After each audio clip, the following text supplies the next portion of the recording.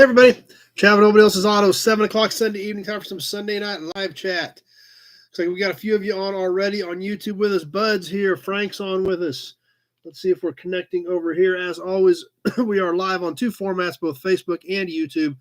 So, as you see me glancing back and forth, I'm keeping an eye on both monitors as we work through tonight's chat. Dad's on with us.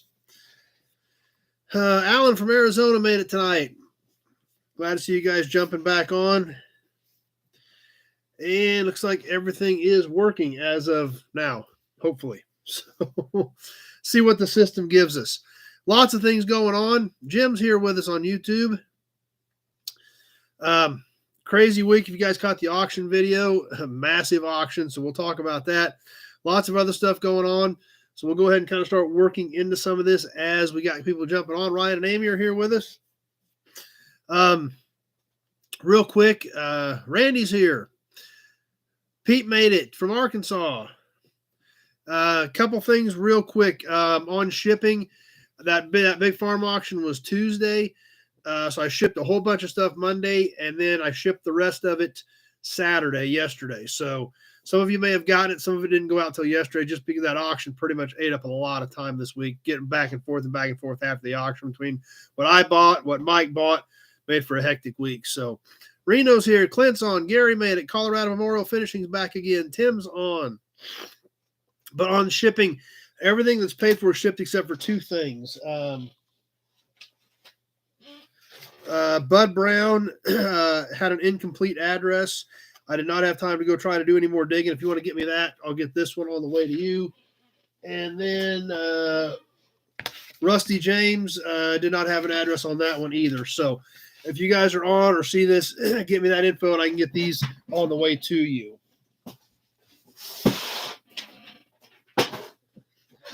Other than that, I think everybody's out. So Bud and Rusty, I need addresses from you guys and I'll get those on the way. Other than that, I think everything has been shipped. So hopefully. Speaking of which, brings me to coasters. I've got 5 left out of this run.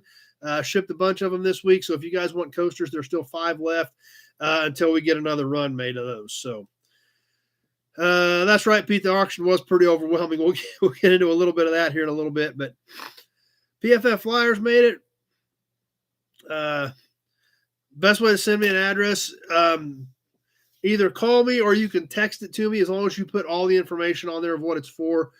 Or send me an email and let me know you're emailing it to me so I know where to look for it so I can get it on the box. So Tim got his GMC cards. Yeah, those are pretty cool. That's why I wanted to keep them all.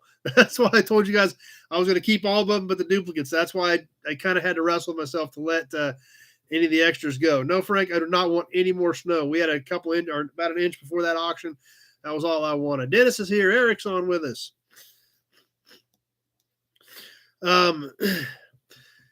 So anyway, and since Randy's on with us, I talked to Randy yesterday. Randy's got some super, super cool stuff in the works for all of us. I can't wait to share this with you. I'm not going to let the cat out of the bag until we get it done. But I talked to Randy, and he's got some awesome plans, some stuff that we're going to raffle off for you guys, and a super cool story behind the pieces. So we'll keep you guys posted on that. Randy's going to get to work on some stuff, but I was pretty geeked when I saw what he had, what his ideas were. I know you guys are going to absolutely freaking love it. So Gary's thirsty. Yep, there we go. We'll get them both going here right out of the gate. Yep, there they are, Gary. Lee's on. Big Job made it tonight. Buchanan made it tonight. Let's see what else we got going on. Make sure I'm trying to catch up with comments since things are boogieing along here. The plates for Norma. A lot of you guys threw a few bucks at some plates for Norma. If you still want to get in on that, I haven't shipped them yet. I picked some stuff out. I'm going to share with you guys. Reno says we should raffle an international truck.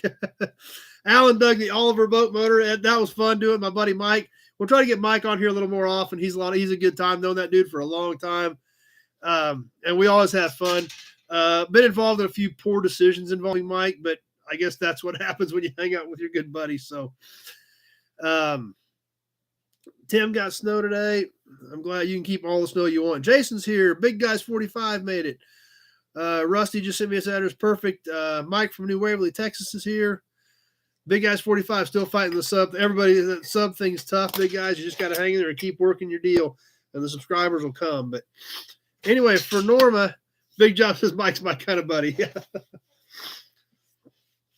Here's what I've got.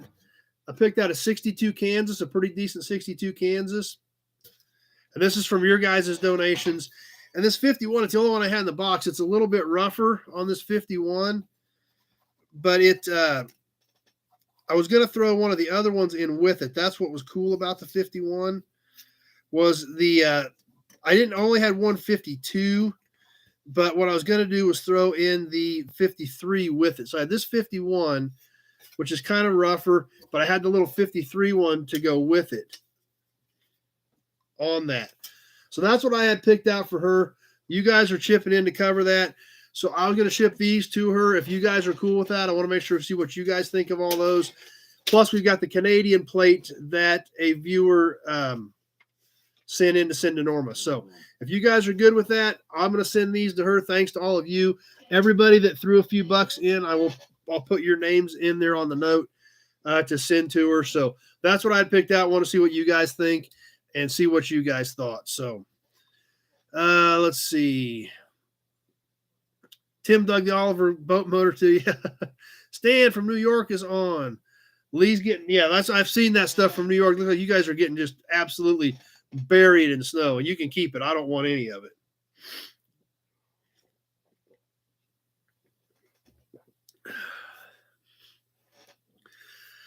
Anyway, real quick, now that we're kind of in here, we've got a few people on with us. A couple things.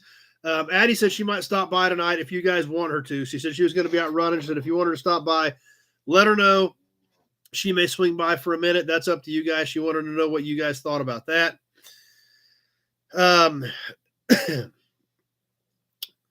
Let's see. Where else? The auction, obviously. Pete says to come on. Alec from New Hampshire is on with us. The auction was a great deal. Perfect, bud. I think I got both of those. Yep. Okay, perfect, guys. I got them. So we're good there. Appreciate it. Thanks. 77 inches of snow around Lee's area in New York. Woof. Appreciate that, Big Job. Hit the like button. Hit the subscribe button. Appreciate that. But yeah, the auction was an all-day affair. Crazy amount of stuff. Like I said, my friends at Car Auction Real Estate did that deal. My partners on the F&E Collector Auto Auction. And they started at 10. Actually, started about 9:58, and they didn't stop till 4:15. 3 auctioneers, nonstop, no breaks, nothing. Just dead straight on through. So, Alex digging this Corvette badge. Good. I'm glad you like it. That's a cool piece. Like I said, there was 2 of them. That's the only reason you got one. So, like I said, they had the video with the trucks on Wednesday, tractors on Friday. And then I've got some other stuff, some loadout videos and some things like that we'll go ahead and throw together as well. So since you guys like those other ones, let's see. That's right, bud. There was a lot of cool stuff there. It was a long day, Tim. There's no doubt about it. Mike and I went over there about 8:30 that morning. That last 3 or 4 miles of road, you could only drive about 40 miles an hour because it was a solid sheet of ice. But had a good crowd. Stuff did well, and they were happy with it. But just massive, massive, massive, massive auction. Tweedledee here. So it was a good time. It's always fun to hang out with Mike. He came up Monday night. So we went out and had a few beers Monday night, and then he stayed Tuesday night, and then he went home Wednesday, came back Thursday with his gooseneck, and we loaded up all of his stuff on Thursday. So he got all his stuff hauled home, except the boat motor. He took the boat motor with him right away, obviously. Scott's on with us. Backwoods Custom Crap. Glad you're with us. I don't think you've been on here before. Glad you're hanging out with us. Which obviously leads right into Toy Tuesday. A lot of you guys were on Toy Tuesday. You thought it was pretty cool. Mike's a lot of fun. And that boat motor was so cool. Obviously sold by the Oliver Tractor Corporation. And that thing was all original paint, all original decals. It was a cool piece. I was geeked that he got it. I was excited for him. Number one's here tonight. So was always excited. Was pretty excited for Mike to get that, and glad he was able to add that to his collection. But obviously, I kind of, when was it? Yesterday morning? What is today? Sunday? No, Friday morning. Demas is on with us on Facebook. But Friday morning, I actually started to unload the truck from like last week, and I was sitting there thinking, because the truck was still full from being on the road from last weekend, and I stopped and thought, like, from in the last week, I realized that we went to Auburn-Duesenberg, hit one salvage yard, hit an auction Saturday, hit an auction Tuesday. That was all in 6 days. Auburn-Duesenberg, salvage yard, and 2 auctions. Just boom, boom, boom, boom, boom. So yeah, it was kind of crazy when I actually stopped and thought about it. Wondering all the stuff the truck came in, trying to get some room to work in the truck. Bill Wagaman's on with us, so big job's getting thirsty.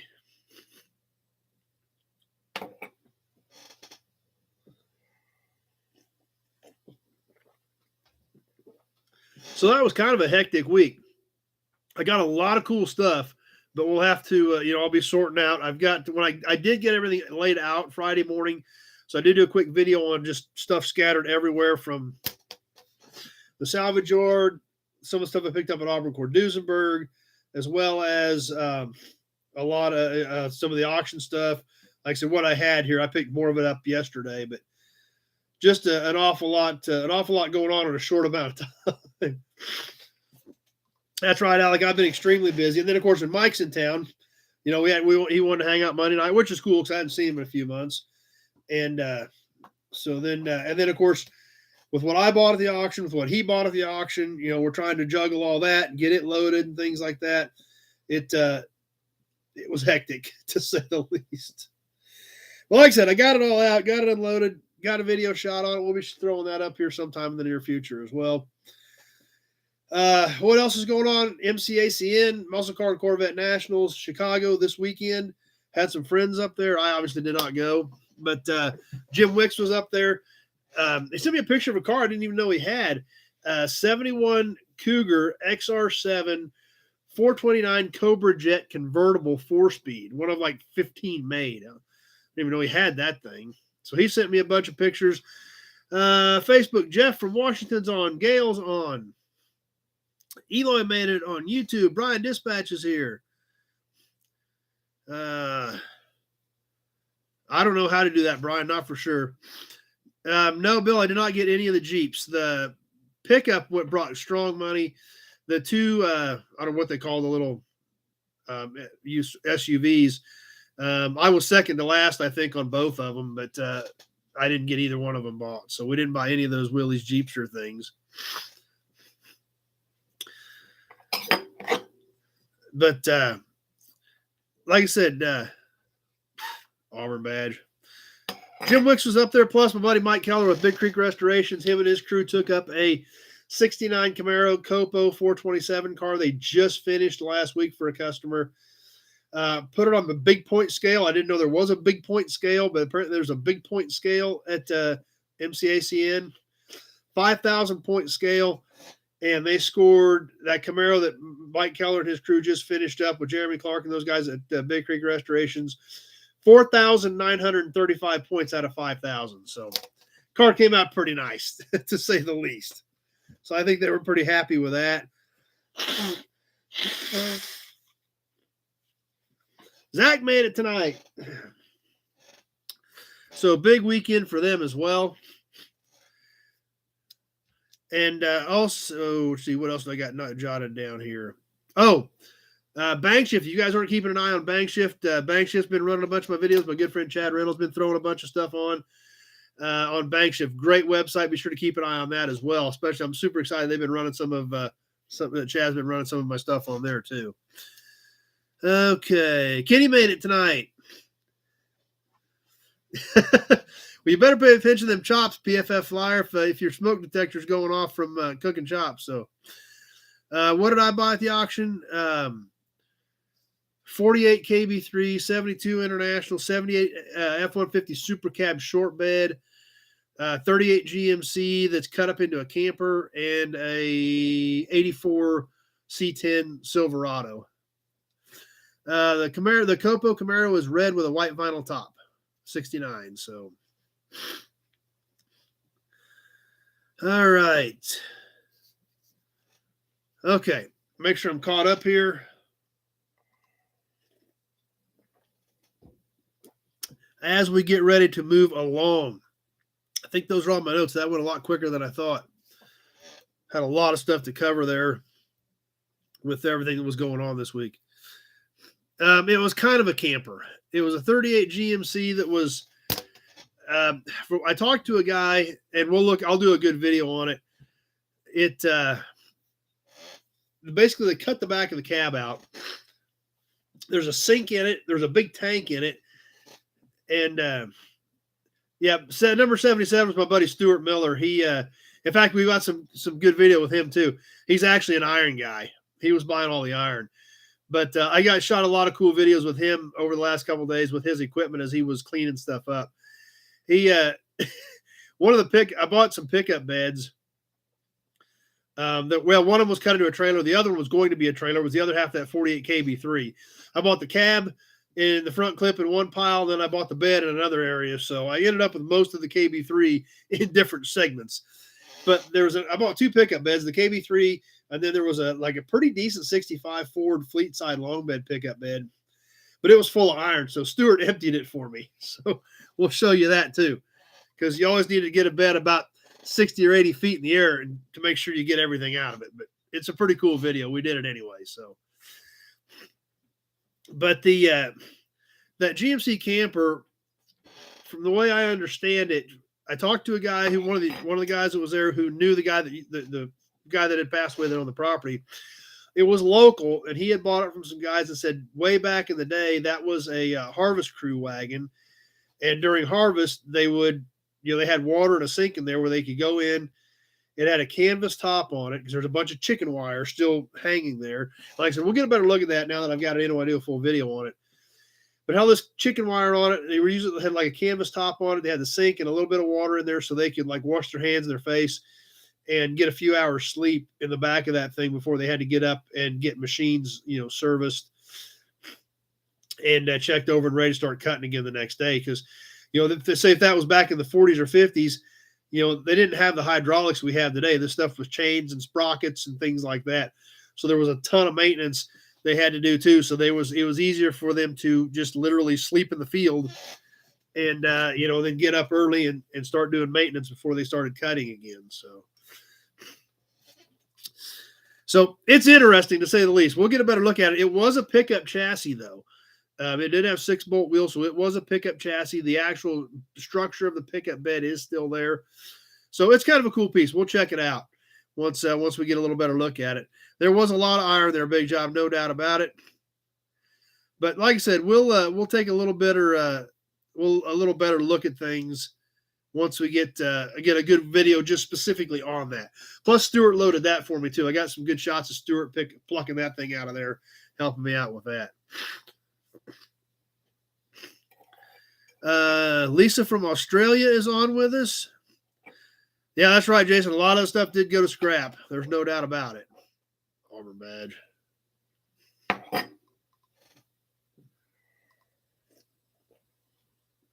And some of it probably wasn't scrap, but there's a lot of stuff there that was just scrap too. So kind of how it goes sometimes.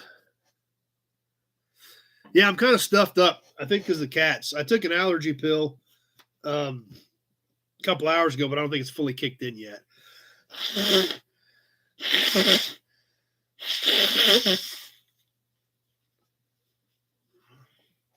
It's your fault, Great Kitty. You're giving me allergies. I don't save any imports, Eric. I got a few Volkswagens and Porsches, but that's about it. So, well, that's good, Lisa. I'm glad you heard it was a great group. I hope you guys like hanging out with us. I believe it's tomorrow there, if I'm correct, in Australia, since it's Sunday night here. Yeah, I don't want the flu, Zach. You can keep the flu, that's for sure. The F-150, it's kind of a bluish, like a dark gray or dark blue 78 F-150 two-wheel drive super cab short bed. So kind of a unique truck. Okay. Anyway, looks like we're getting caught up, getting worked through open chat. Oh, real quick. As always, our housekeeping trolls, you guys run them off. You guys do a good job running them off. I ignore them. They want my attention. You guys do a good job making sure they're not welcome. I appreciate that. Autocorrect, double check your autocorrect before you hit send. If I can't make out your comment, I will skip it and move on to the next one so we don't get hung up while I'm trying to decipher something I can't understand. If you were on the Nobody Show Facebook page, please remember I cannot see those comments. This is a shared video from the Nobody Else's Auto page. If you want to comment, participate in the auctions, you'll need to be on the Nobody Else's Auto Facebook page or the Nobody Show YouTube channel. Those are the only two sets of comments that I can see. So,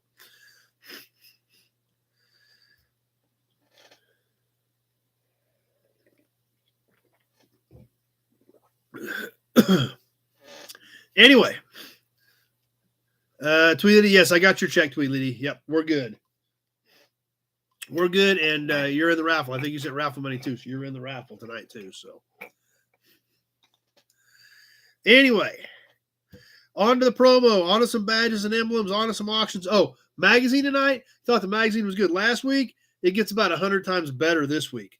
I couldn't believe how much. I mean, it was pretty good last week, but it got super cool this week. I was like, wow, this is amazing how cool this stuff is in this issue. So. Big Job watched his Pete 2 days in a row. It's 25 degrees out, trying to get salt off of it. Yeah, that would not be fun. Lisa says she's watched a few videos of the yard. Well, I'm glad you're here from Australia hanging out with us. So, anyway, let's get into a promo model. Let's check out some badges and emblems, and then let's start adding some stuff to your guys' collection. We'll see if Addie swings by for the auctions and hangs out for a little bit or not. So, they're still paving in the snow. That sounds like zero fun. Anyway, just like last week, we moved it up a little bit in the era of promo models. We're going to do the same thing this week, and then we'll back up a few years next week. This stuff, to me, I really dig this stuff because it's more of my era. I mean, I love the cars from the 50s and 60s, but I obviously wasn't here to grow up with them. So when we get into some of this stuff from the 70s and 80s, I remember that stuff. Not only do I like the vehicles, I actually remember and have ties to a lot of that stuff. So that's kind of where we're going again, just like we did with the Corvette last week. We're going to move up into the 80s again this week to 1986 with the Z28 Camaro. And I know a lot of guys think these are pretty common, and some of this 80s stuff is. The 90s stuff is really common. This is a nice promo. It's kind of a deep metallic navy blue. 1986 Z28 Camaro. Melee's era, yep, kind of is number one.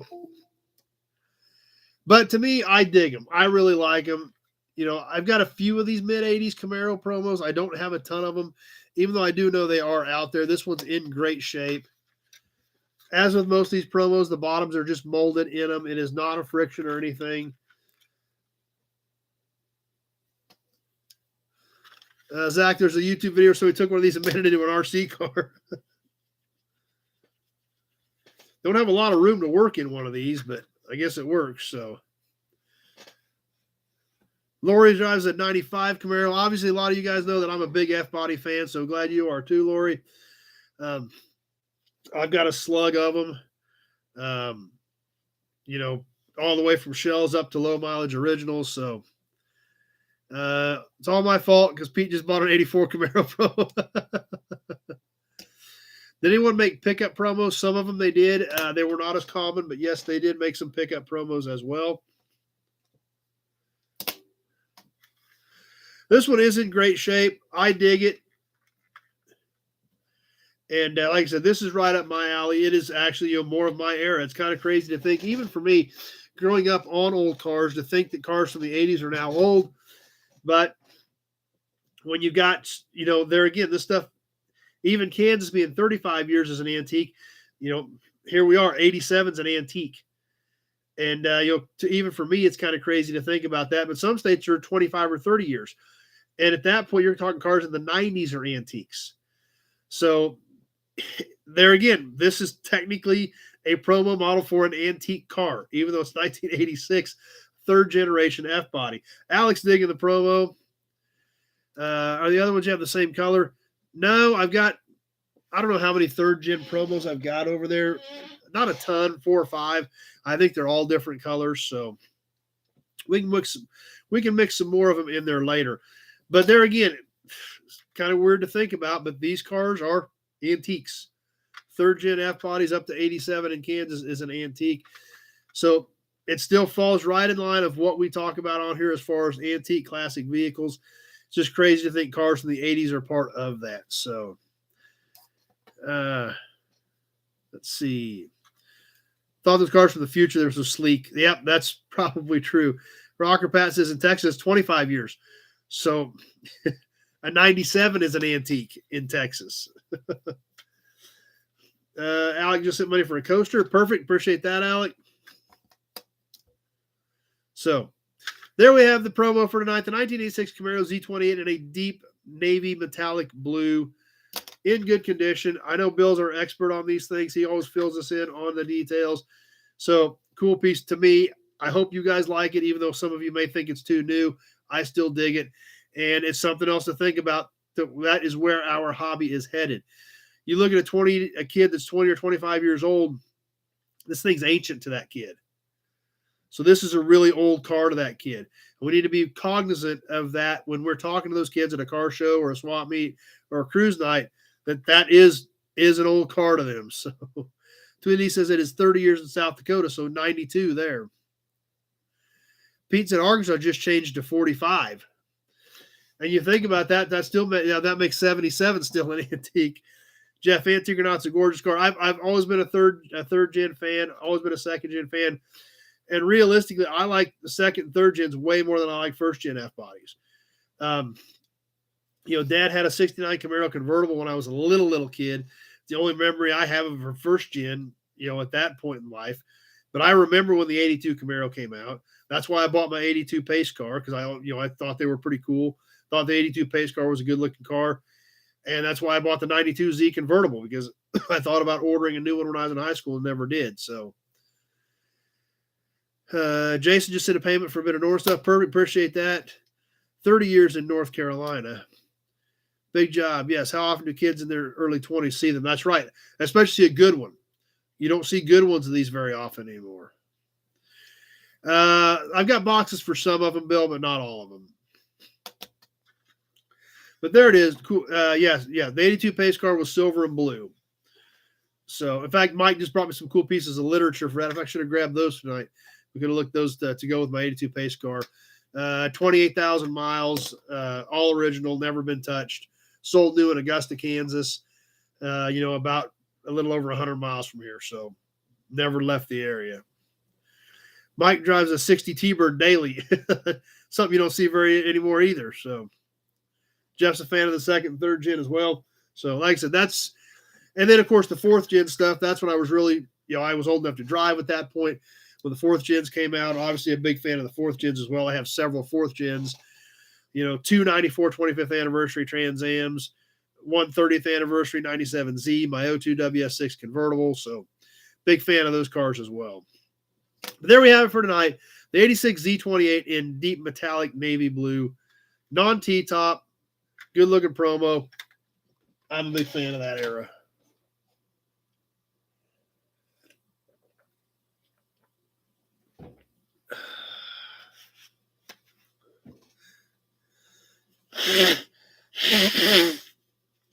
And it looks like a lot of you guys liked it as well, because I was a little nervous doing the Corvette last week and that this week, making sure that you guys would appreciate that stuff as much as you do some of the older stuff. But looks like we all do, so that's cool.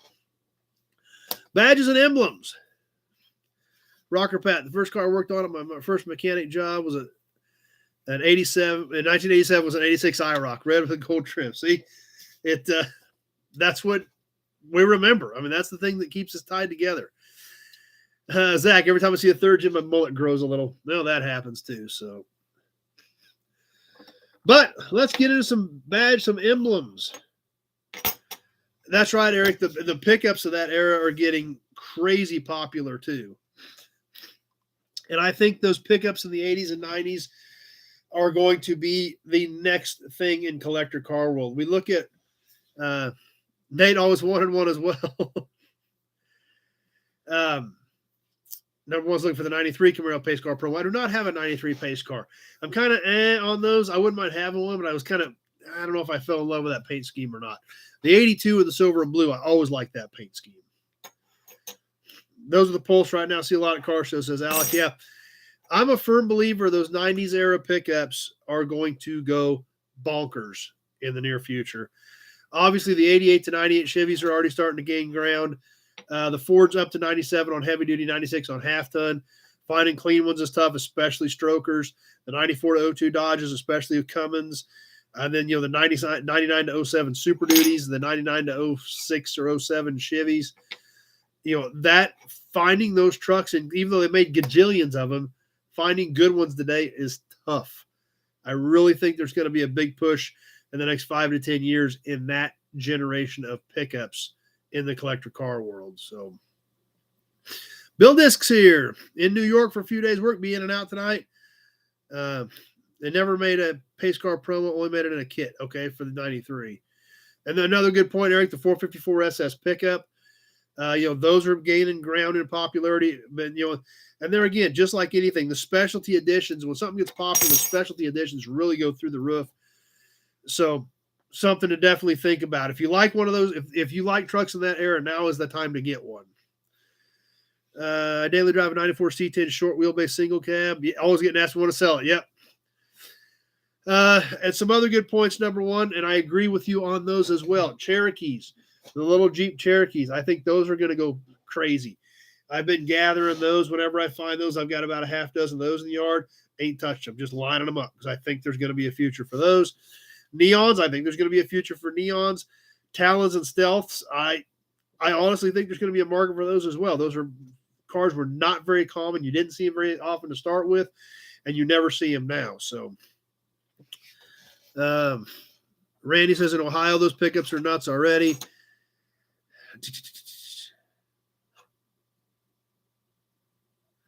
Rusty says Wisconsin has antique plates for 45 years or older and collector plates at 20 years old. So, Wisconsin does a split deal. But anyway, badges tonight. Car guy says use honey for allergies. Haven't tried that. I took an allergy pill, but like I said, I took it a few hours ago. I thought we'd be in good shape, but obviously it hasn't completely kicked in yet.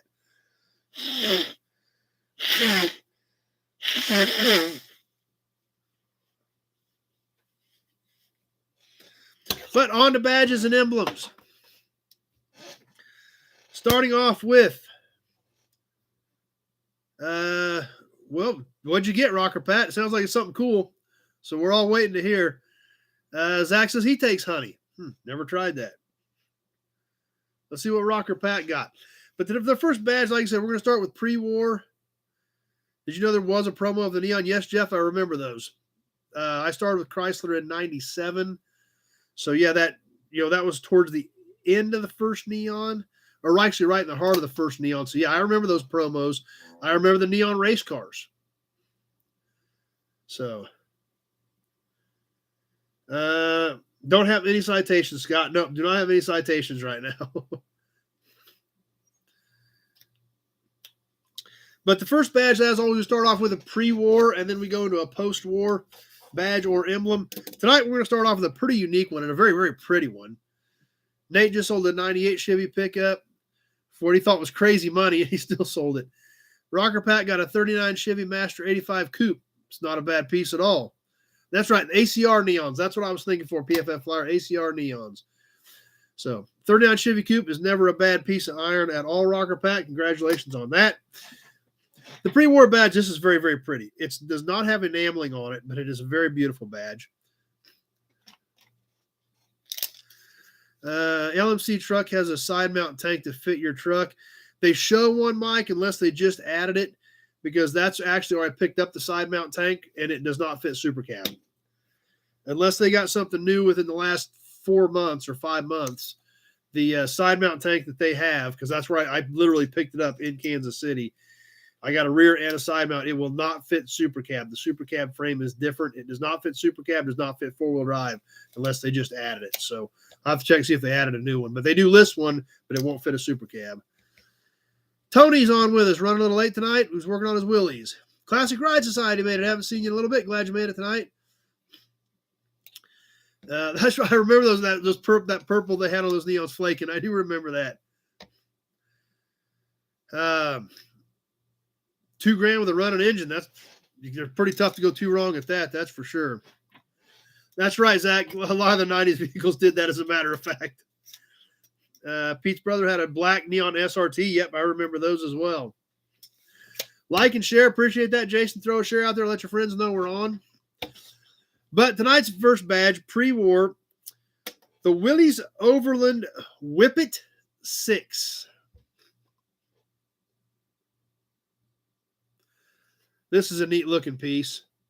Nice detail. This is just all cast. It's kind of like a copper, or like a bronze or a copper colored or something. A lot of detail work in this small badge. The Willys Overland over here. This badge overall, Eric's trying to buy it. This one I don't think I've got 2 of these. So 2 1/8 by 1 1/4 inches. So this is 2 1/8 by 1 1/4 inches. And look at all this detail right here in 1 inch worth of space.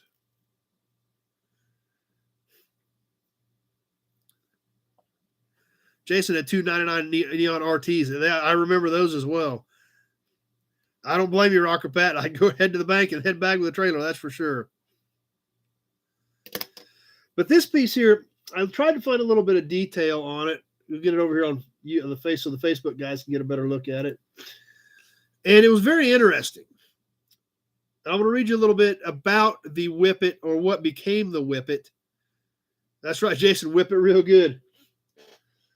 Because it says Willys Overland, so it was a little tough to find some information about this badge, even on my favorite website, American Auto Emblems. But what it said was Charles Minsall, president of the Standard Wheel Company, decided in 1902 to build an automobile with the help of Claude Cox, a recent Polytechnic grad. With no previous experience, Cox came up with a design for a 5-horsepower single runabout.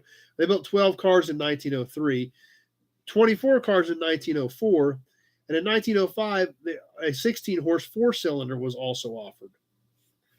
In 1905, the Overland Automobile Company moved to a plant in Indianapolis, but Minsall made no profit from the venture and decided to leave the automobile business. A customer of the Standard Wheel Company, David Perry, who had earlier tried to build his own automobile, decided to give financial support to Cox to develop the Overland, and the Overland Automobile Company was organized in March of 2006. Production began, but then came the financial crisis of 2007. David Perry was badly hit and lost everything, although he did later recover and build the Perry automobile. John North Willys was an automobile dealer who had bought all of the Overland production for 1906, had sent an advance of $10,000 for an order of 500 cars in 1907, but none had arrived. He came to Indianapolis, saw what had happened, and he took over the Overland Automobile Company. He used a circus tent as a temporary factory and built 465 4-cylinder Overland cars. In 2009, Cox left and Willys built 4,900 cars. In 2009, Willys consolidated his business interests into a new company called the Willys Overland Company, with a plant in Toledo, Ohio. In 1910, they built just over 15,000 cars. In 1917, Willys announced plans to produce a low-price 4-cylinder Overland. So they were still using the Overland name to challenge the Model T. But Willys was busy buying companies and expanding his business empire, and a serious strike at the Toledo plant delayed the new Overland until 1919, when it was too late to effectively compete with the Model T. Then the first post-World War I recession hit hard, and Willys had to go to the banks for financial help, which they agreed to with the rule that Walter P. Chrysler was brought in to help manage the business. 2 years later, John North Willys made his way back to the top of Willys Overland and revitalized the Overland. The Overland became a larger, more powerful, and more attractive automobile, and sales soared to nearly 50,000 cars in 1921 and over 150,000 by 1925. In 1927, The Whippet arrived, and the Overland name was dropped until it reemerged briefly in 39 on the Willys Americar. So, kind of interesting. Overland was a company. Willys took it over, became Willys Overland, and they made the Willys Overland cars, and then the Overland name was phased out in 27 in favor of the Whippet. So this would have been probably a 27, 28. I couldn't actually find this exact badge on the website, but the Whippet was what replaced the Overland in the pecking order in the Willys company in the late 20s. So anyway, lots of comments popping up. I kind of got off on that, but I thought it was super cool to learn a little bit about where the Whippet came from. And let's see. Okay, so maybe they do have it now, Mike. I'll have to check and see. Appreciate that. Let's see.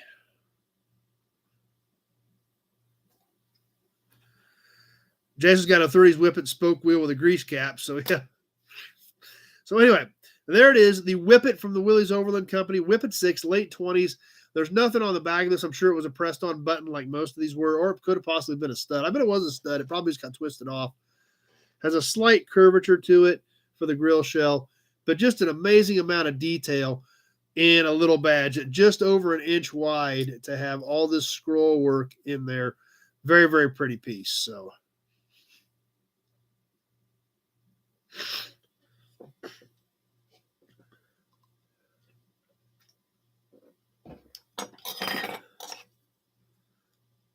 husband badge.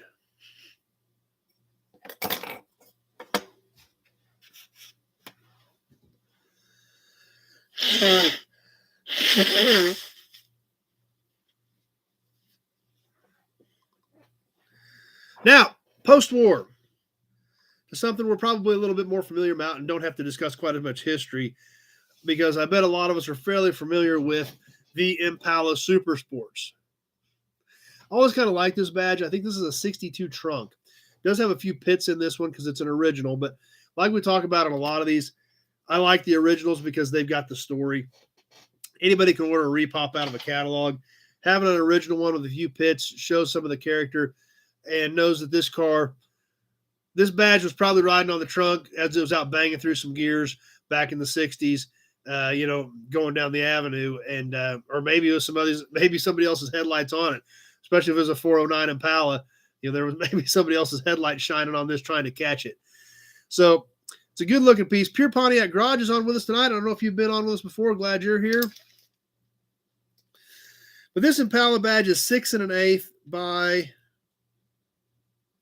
about 3/4. 6 1/8 by about 3/4 on the SS. So I think it's pretty cool. Like I said, I like these originals just because of the story. Just like you said, some of these headlights, and that's what you put it into perspective when you look at one little emblem here. Alex trying to buy this one. Actually, this isn't a duplicate. But that's why I love these originals, because I'm sure, like I said, you think about this thing on a 409 4-speed car, and somebody's headlights catching the glimpse of this on the back of the trunk as they're trying to chase them down, chasing down that 409. So that's what's kind of neat to me when you think about these original badges versus you see the new ones on the shelf. Yeah, they're pretty and shiny, but these are the ones with the story, so that's why I dig them. So Kenny likes, a lot of you guys like it. Glad you do. And like I said, that's why I always try to mix it up, because you think of the stories, you think about the cars, you think about the memories, and that's what's cool about this stuff. Just in this hand and these two little badges and these two little emblems, you think about the history we just discussed with the Whippet Willys Corporation and also the muscle car era with the Impala SS badge. It's a lot of memories. It's a lot to think about. It's a lot of knowledge, and it's a lot of memories all within, 5 minutes just by holding up a couple of little badges and emblems. So I'm glad you guys like it. I'm glad we added this segment because that's what's so cool about it. So Zach needs it. Alec needs it. Everybody needs it. But I'll double check, but I may have a duplicate of this. I'll do some digging, but I'm pretty sure I don't on this. So that's right. If the emblems could talk, that's for sure. Yes, Alec, the S's were red. They're kind of faded, but the S's were red. The Impala letters were probably black against you can obviously see the chrome's pretty bright, but I think the inserts on the Impala letters would have been black, and then the S's were red. So a lot of you guys agree with the, agree with me on that. Having a couple pits or a little bit of rust or a ding, that's what makes the story real, though. So at least to me, kind of like this Auburn badge, got a little chip in it, and it makes me think you guys are thirsty. So.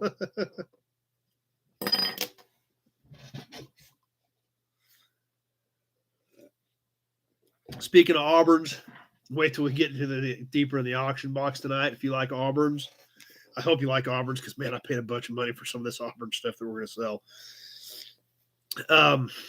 And we got some, the Auburn stuff that I'm going to keep is epic. We're going to get to that on a Toy Tuesday. So, but anyway, auction time. We're ready for auction time. I thought Addie was going to swing by and sell some stuff of her stuff. We'll see if she makes it. But she actually, several years ago, she bought an entire guy's hubcap collection, and I bought it for her, and then she sold off hubcaps on eBay until she made enough money to pay me back for the caps, and then she's been selling them off. But with her being gone, she hasn't been doing anything lately, but she came by and got a batch out today, and she's going to get a bunch ready so that over the next several weeks we'll be bidding on her hubcaps. So she picked out she got some winners in there tonight. The hubcaps are going to be very interesting tonight because these are cool, and I don't think we've ever sold any of these yet. Pete says he won't even buy it if it looks new. Yeah, especially for me, especially like with signs and stuff, signs and some oil cans and things like that. If it looks too new, I'm scared of it. So anyway, let's go ahead and get Buggy into the auction segment. We'll hold off a little bit, and if she shows up, we'll let her do the caps.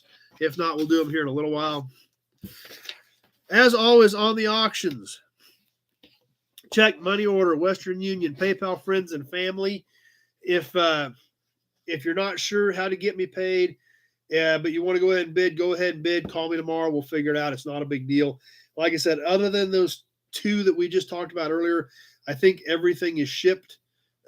Hopefully I got everything in the right box. I try to pay pretty close attention. If not, just call me. We'll figure it out. Not a big deal. Don't worry about payment. If you're not sure, just call me. Elo needs some crossbar hubcaps. There is some Auburn items. Eric, I've got a couple things tonight. Probably got 6 or 8, maybe 10 pieces that will over the next several weeks of Auburn stuff. Of course, it depends if I get my money back out of it for what this stuff costs. If I don't start getting my money back, at least get my money back, I'll keep the rest of it for my stuff. But we got a super epic Auburn piece tonight for sure. Trash Man collections of autos and everything on my classic car on YouTube. I have not seen that. So Buchanan's wife will be happy because she loves caps. Well, these are super cool. So if Addie gets by tonight, we'll let her sell them. If not, we'll sell them here a little bit later. We'll start off with a few other things. But as always, anybody can play. Like I said, just get me paid. I'll get it shipped to you. The smaller items, I just factor shipping included in the total price. If we get any bigger stuff, which I don't really think, there's a few things we may have shipping on tonight. I will announce if there is separate shipping on a particular item when we sell it. Non-US, if you want to bid, that is perfectly fine. However, you will have to figure out a way to get me paid. You can do a bank wire, but that thing costs $35 or $40 for a non-US bank wire. So you would be responsible for that, as well as shipping, whatever shipping charges would be to wherever you need it to go. Reason being, this auction deal kind of funds itself. So if we end up spending a small fortune shipping something out of the country, that affects what I can rebuy to replenish the auction stash for everybody else. So non-US bidders, you will have to get me paid, which will probably it would be a little bit of an extra expense for you on that, as well as the shipping expense. And if you want to, especially on non-US buyers, if you want to buy for a couple weeks and kind of build it up a little bit, then then you could we can do it all at once. So it's whatever you guys decide on that. I'll work with you however I can. Just let me know that's what you're going to do. So I'm not, because then I'll put it off to a different side. I keep I keep a tab, I keep a notepad that I check stuff off in as I go down and try to keep it going. So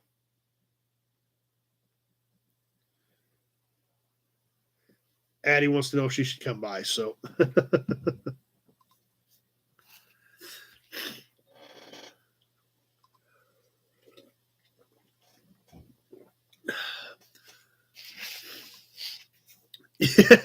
when somebody doesn't pay, they go missing. Well, not quite that drastic, but you don't get to play anymore either, because I don't think it's fair to run something up and then not pay for it when somebody else actually did want it who would have paid for it. So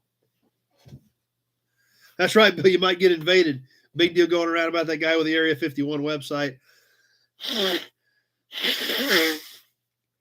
getting invaded by the feds.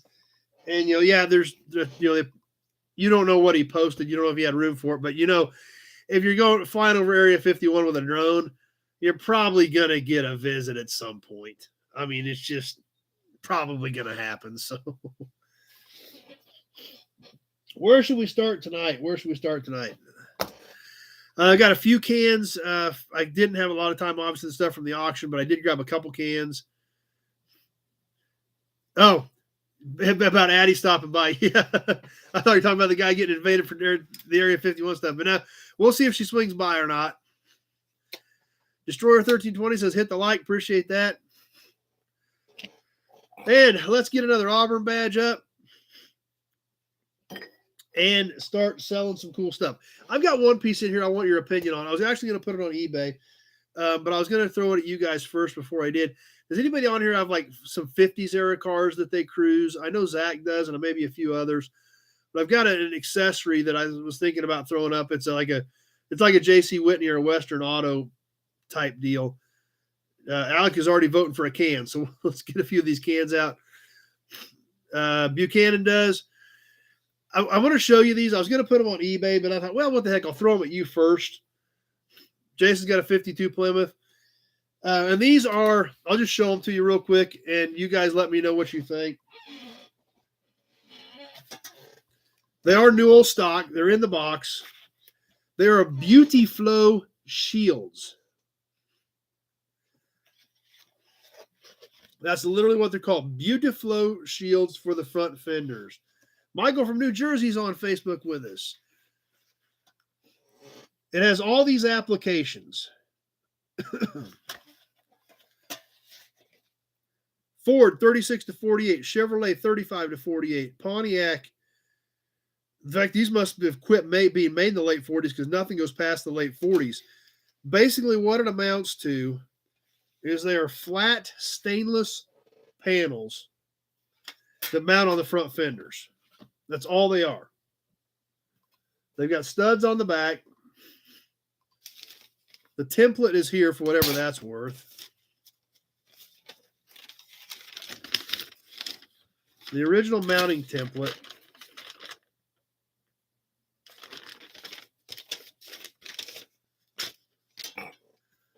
They are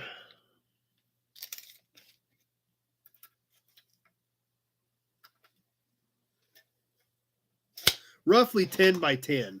They've got a curve to them here. They've got a curve to them here. They're roughly 10 by 10.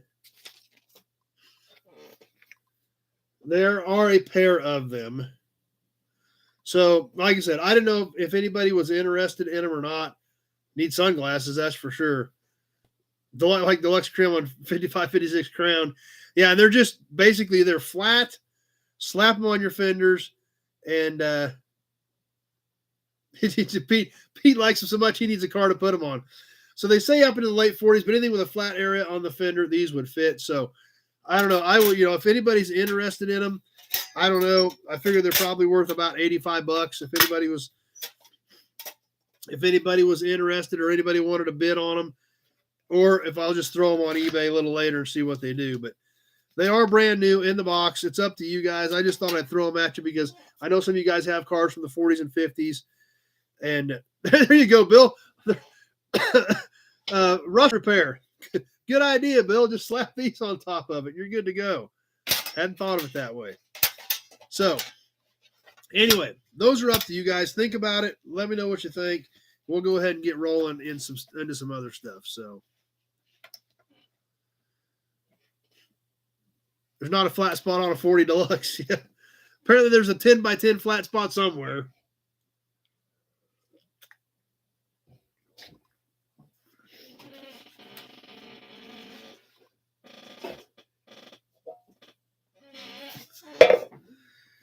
All right, Alec wanted a can. We'll start off with a can. As always, we will look at the piece. I'll show you all the sides of it. I'll give you the dimensions. We'll put it on the timer. It will go for 2 minutes on the timer. I just hit the timer on my iPhone. As always, we have a delay. Your delay depends on your device and your internet provider. Sometimes the delay can be up to 30 seconds from when you punch something in to when I see it. So, John made it. Run a little bit late, but you're here.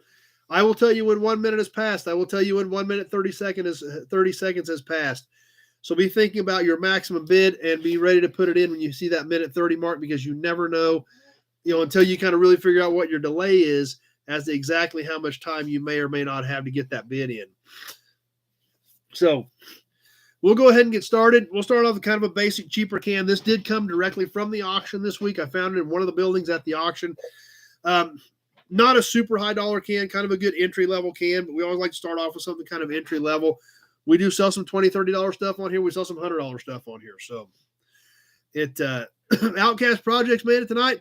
You were at the auction with us Tuesday as well. So, and that's directly where this can came from. It is a metal Quaker State Deluxe. I think we've sold a few similar to this on here before. This is a 1 quart. The top has been cut out. It does present very nicely. It's got a few scuffs and scratches, has it on both sides. It is a steel can with a metal seam over here. Made from 100% pure Pennsylvania grade crude. Quaker State Refining Company, Oil City, Pennsylvania. Net contents, 1 U.S. fluid quart. So anyway, that's what we've got. If anybody is interested in the Weston Wilson, I was at the auction. I was at that auction to about those toy trucks. My dad bought the 70 John Deere. Okay, you bought those toy trucks. I was standing right in front of you, actually.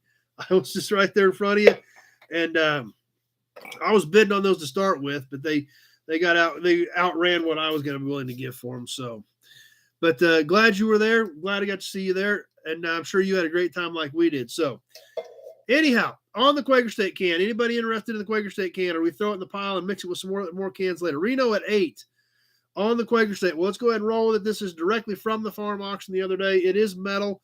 Tweedledee at 10. Quaker State Deluxe. Let's get this thing rolling on the timer.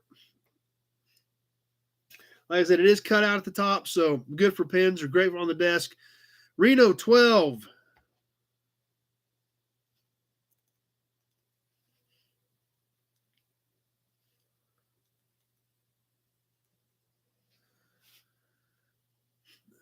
Let's see. Alec at 12 as well. I've got Lori 9. Demas has one still full. Yeah. I've got Reno at 12. Then I got Alec at 12. Alec at 13. I've got Alec at 13 on the Quaker State can.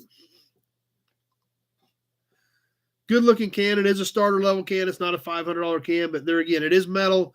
And finding a good metal in anything anymore is getting a little tough. So Alec at 13 is my high bidder.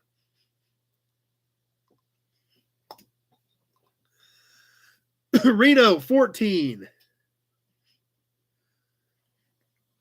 And 1 minute has now passed. And I want to keep them in even increments.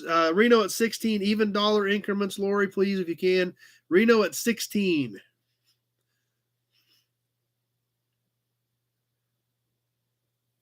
That's right, Big Job. It's the sniper's practice run. Everybody's figuring out what their delays are on the first few items. 1 minute, 20 seconds has passed. Reno at 16. And a minute 30 has passed. We're on the back side of this one.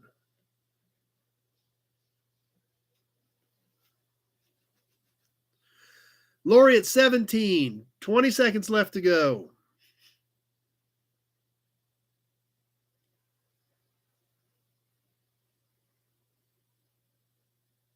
$10 with Lori at 17. Doug's on with us.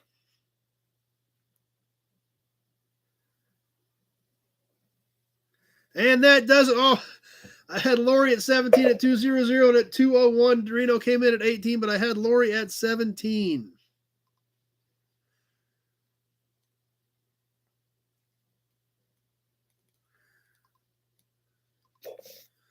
So, Lori, I think that's the first thing you've got, Lori. Congratulations. If you got any questions or whatever, just give me a shout tomorrow, and we'll make sure we work it all out.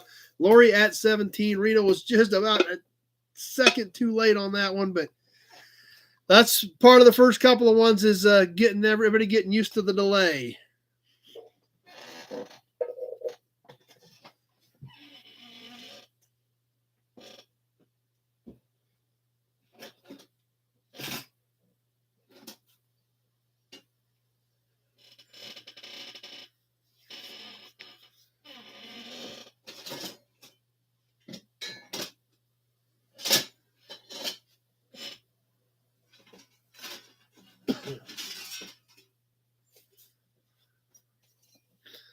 All right.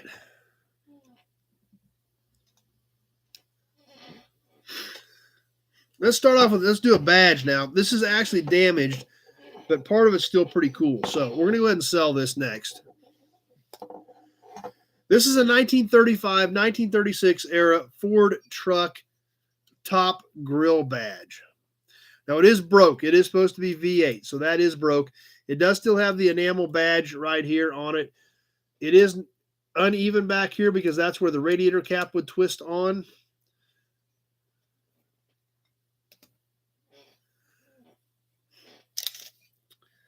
This thing is about 8 inches long and about 4 inches high. So about 8 and 4. Eric at 20 and Lori at 20. I had Eric first at 20 on that one. So I've got Eric at 20 on the 35, 36 Ford truck. Like I said, the V8 is broken. It does still have the enamel Ford. It does have some chipping in it, but it is a cool piece. The chrome's pretty nice and bright. It is a pop metal piece with the exception of the enamel on the front. I've got Alec at 24. Let's get this thing live on the timer.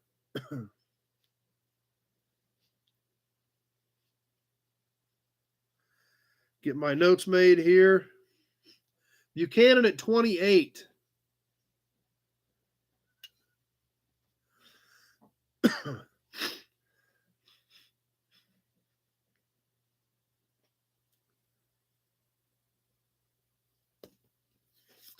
Yeah, Jeff, it is a cool piece.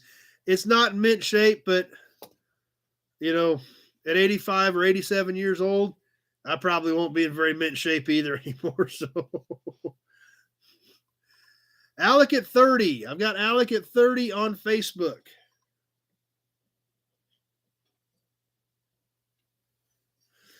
And this piece does pop out, actually. It is a separate piece. It is clipped in there. So that is a separate piece, but it is still cool. Alec at 30. As we hit the 1 minute mark on this one.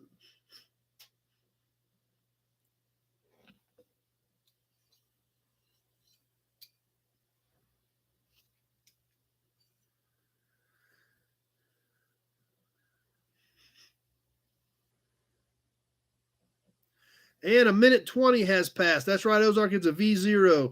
Buchanan says we'll have to put an EcoBoost in it since it's half an 8. There you go.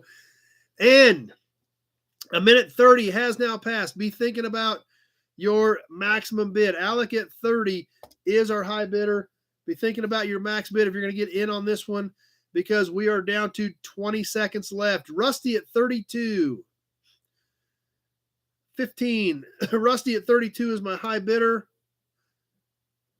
Buchanan at 34, 10 to go. Buchanan at 34 is high.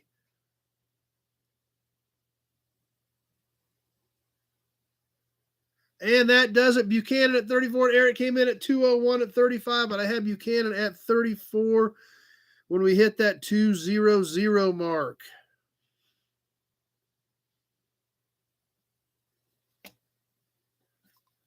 John says everything I own is chopped or broken just the way I like it. So.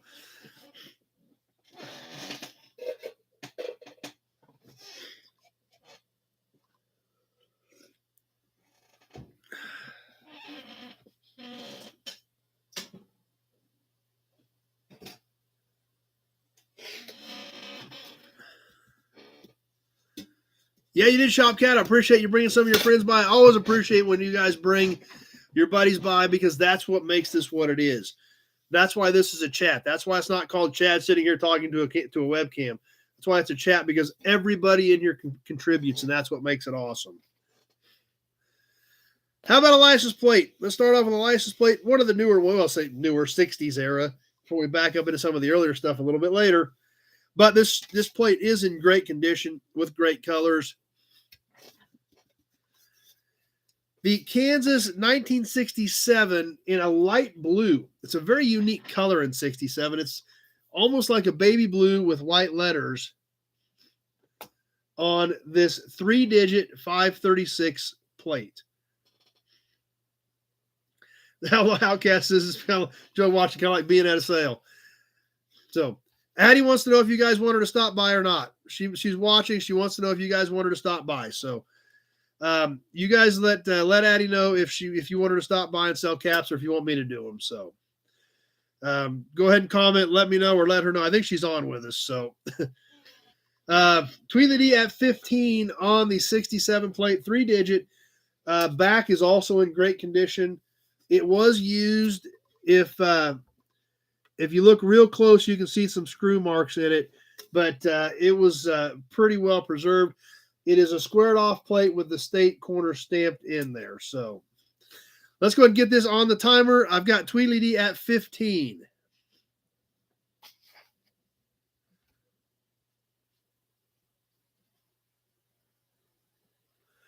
Alec at 18.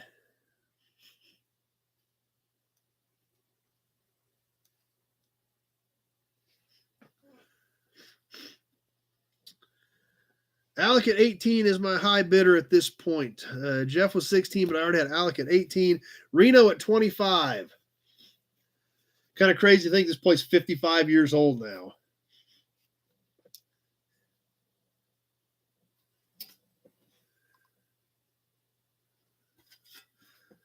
I've not talked to Norma, but we've got the plates ready to ship her, so we'll see. Reno at 25.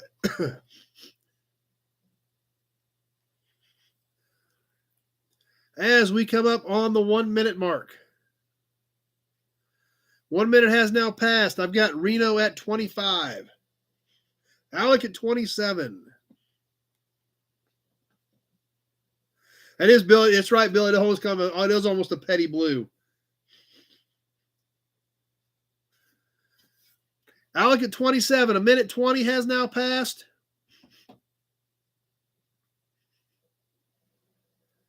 Reno at 35. 1 minute, 30 seconds has passed. We're down to the last 30 seconds. Reno at 35 is my high bidder. I just should have rubbed this out with a little rubbing compound. That thing would have looked like $1 million. 20 seconds left. Reno at 35.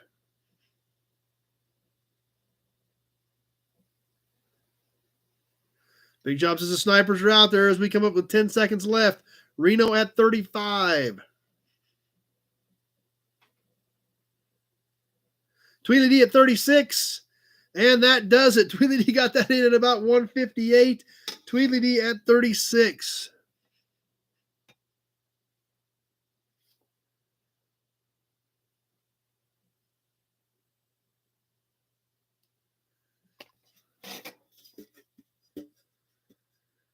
Okay. Reno came back in at 50, but that was obviously a little too late, but that's all right. We'll yeah, no problem, Kenny. I'll show you real quick what we're going to send her. Once again, the Norma package, the 62 and the 51 with the 53 tag with it. So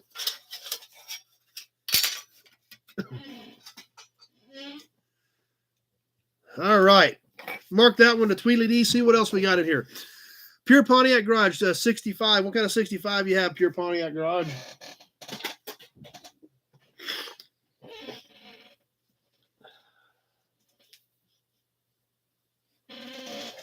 Let's do kind of a different can. We did one similar to these a while back, and I'm not really sure what the deal is with this one. But, yeah, I think she's really going to dig it. I think she'll definitely appreciate it. So, like I said, if you guys didn't throw a couple bucks on last week and you want to this week, I'll put a list of everybody that threw in on it when I send them to her, and I'll wait a couple more days, send them later this week if anybody else wants to contribute to it. Another can, not the best of shape, kind of a starter piece, but we did something similar to this a while back, and you guys really liked it. So when I found this in a building, yesterday. Actually, just found this yesterday, digging through one of the buildings on that old farmstead. I thought, what the heck? You guys would dig it. This is another cigar box, but it's metal. And it's kind of faded. Alice Moser, kind of weird. Alice Moser, quality cigars, 2 for 15 cents. I don't know if you guys like this or not. I found it in one of those buildings. I knew we did that Little Tom cigar box a while back, and you guys thought it was super cool. Some fuzz stuck on the bottom of this one, probably some gray kitty fuzz. Definitely faded, definitely got some age to it, but it is all metal. No top to it, couple holes in the bottom of it. Buchanan starting us off at 10. Factory number 38, 25, 1st District, Ohio, on the bottom.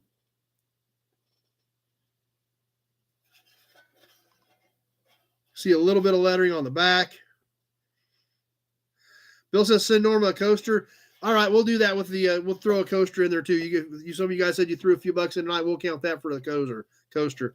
I don't know if it was a retail display or not, but it says, obviously you guys can see at the bottom, 2 for 15 cents. 65 GTO. Okay. Jason's actually got one of these. So like I said, I just seen it, thought it was cool. Alex in at 11 on it. So definitely different. Definitely got some age to it. Throw in the Macanata. I don't know what the Macanata is. Zach likes the coasters. Yeah, they do it. Yeah, Tom does a good job on those. So let's get this thing on the timer. And, I need to give you dimensions on it so you know what size it is. About 5.5 and 3 and 3, 5.5 by about 3.5 square. Alec at 11. We are live on the timer on this thing. Like I said, you might not dig it, but I know some of you guys like that Little Tom box. So I thought, what the heck? I found this in that building when I bought the contents of the building, found this in there. I thought, what the heck? I figured somebody would like it. Jason's on a fridge run. We better help out with that. Alec at 11 is my high bidder on the whatever this is, cigar can. I'm going to call it a cigar can because it's got a bunch of fancy words on there.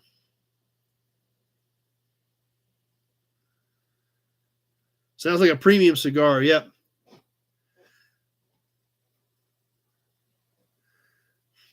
As we come up on the 1 minute mark, 1 minute has now passed. Zach at 12.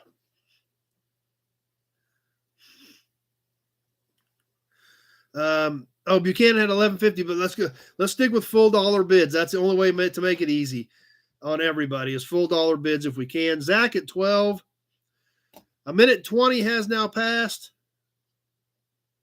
Yes, that's right. You can't say LOL.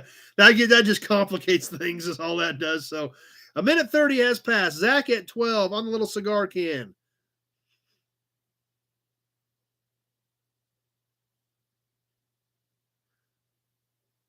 $20 seconds left. That's right, Jason. Math is hard.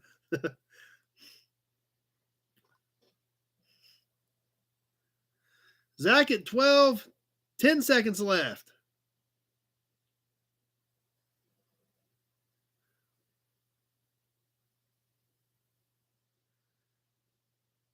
And that'll do it. Zach at 12. Kind of a cool little can for $12. Even though it's rough, it's not a high dollar can. It's still a cool little can for that.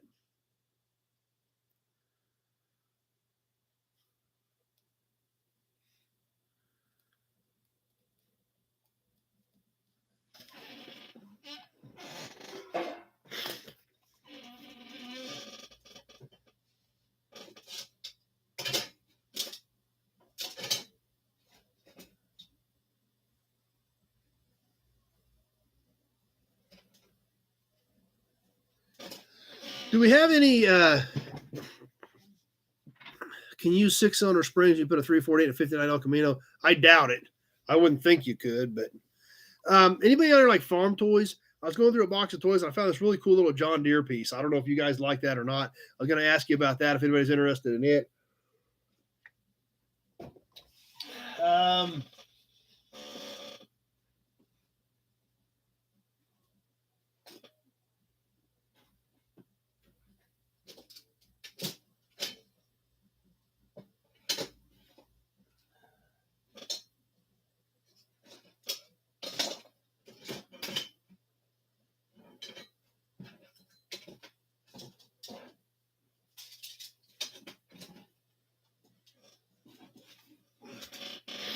Let's do a piece from the Auburn Cord Duesenberg Company. This is kind of an entry-level piece.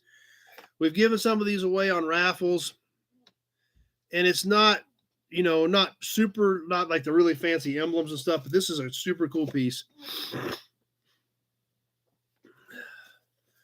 We've had some of these on the raffles of the piston ring sets.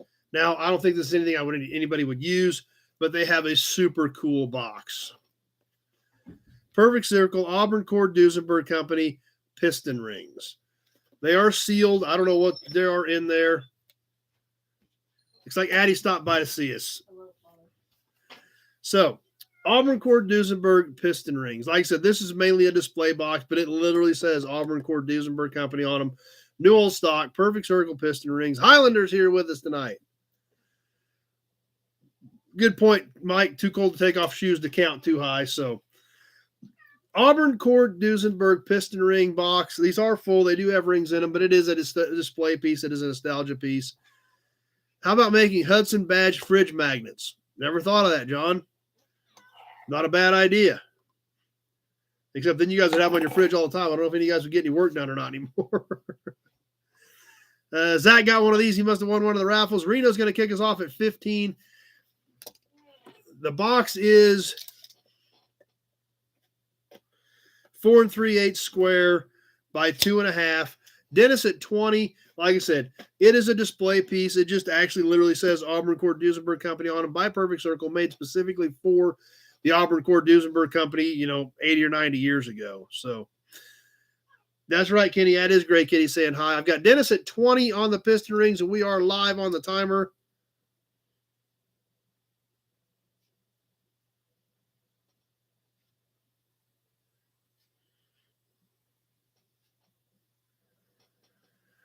Reno at 25. Big Time just got a Perfect Circle porcelain sign. That sounds cool.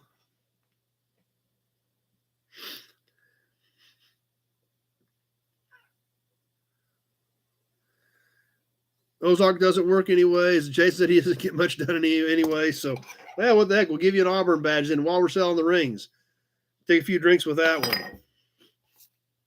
Dennis at 30.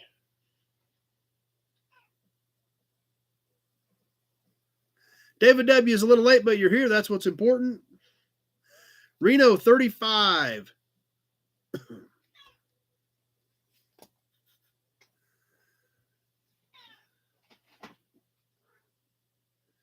As we hit the 1 minute mark, 1 minute has now passed. We're rolling down the backside of this one. Reno at 35.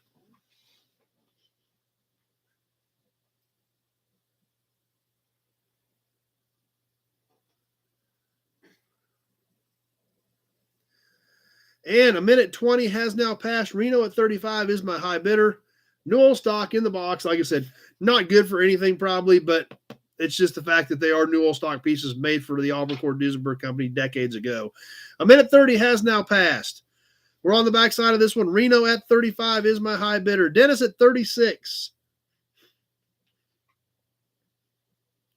20 seconds left to go.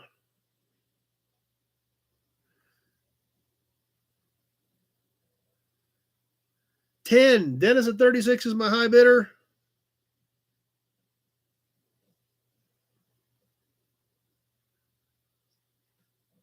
Reno at 38 at the last second. That was, you couldn't have cut that one any closer. Reno at 38. I had Brian at 39, but that one was too late. I had Reno at 38 at about the 159. You couldn't have breathed and got that in any tighter, Reno. There is no doubt about it.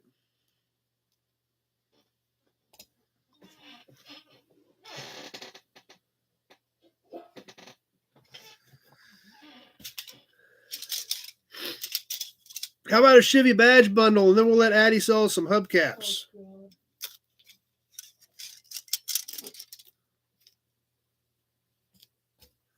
That was a good snipe job, that's for sure on that one. Auburn badge. This badge bundle is just going to be kind of a generic Chevrolet type thing. Strictly just basic Chevy. You know, it doesn't say no Bel Airs, no Corvettes, no Camaros, no El Caminos, no Chevelles. Basic Chevy badge bundle. Starting off with a set of rally flags. I'm getting thin on these. I need to pull some more off some cars or something. We've had some of these in some other badge bundles. This is a nice set.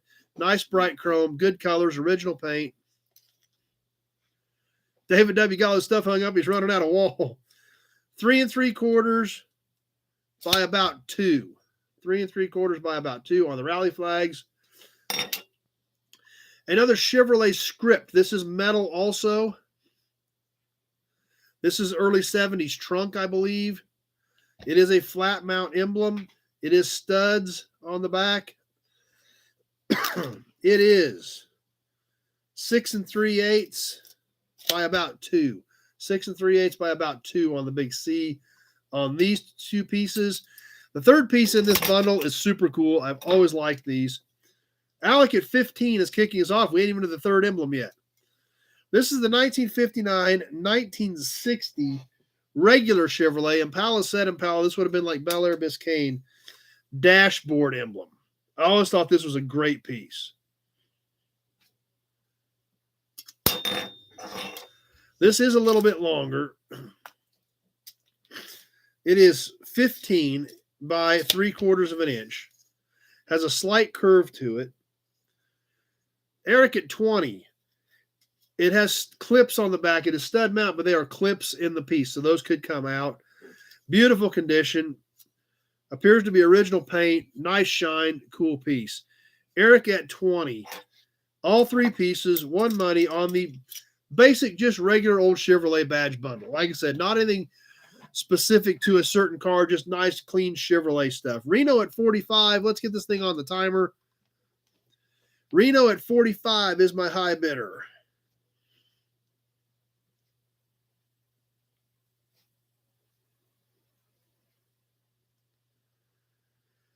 $348 flags for the hood. I've got a set, but I don't really want to sell them. They're right over there in that box. There's an original set that I've had for years. I kind of keep them in my collection.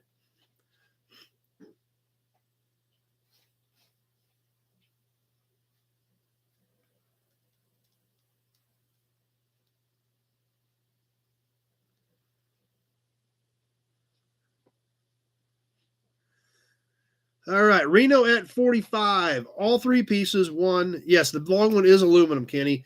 Pot metal, and aluminum. You can see that on the back. And 1 minute has now passed. Reno at 45 is my high bidder.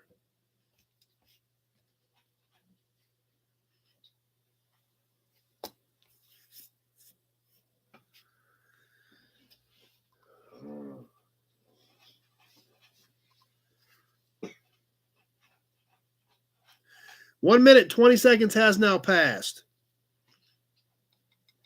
Reno at 45. 1 minute, 30 seconds is gone. If you're thinking about jumping in on these, now is the time. Shopcat's back at it, put the little guy to bed. That's perfectly understandable. 20 seconds left. Reno at 45.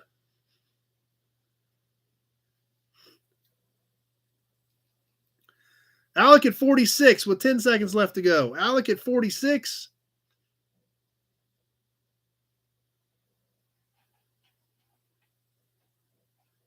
And that does it. Alec at 46 on the Chevy badge bundle.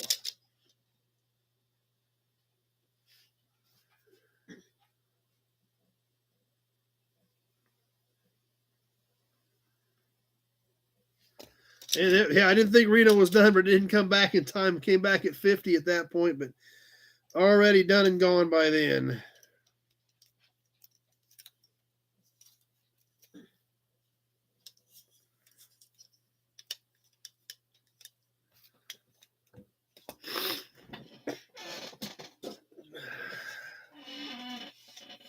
Let's see, what else we want to do before we get into some hubcaps?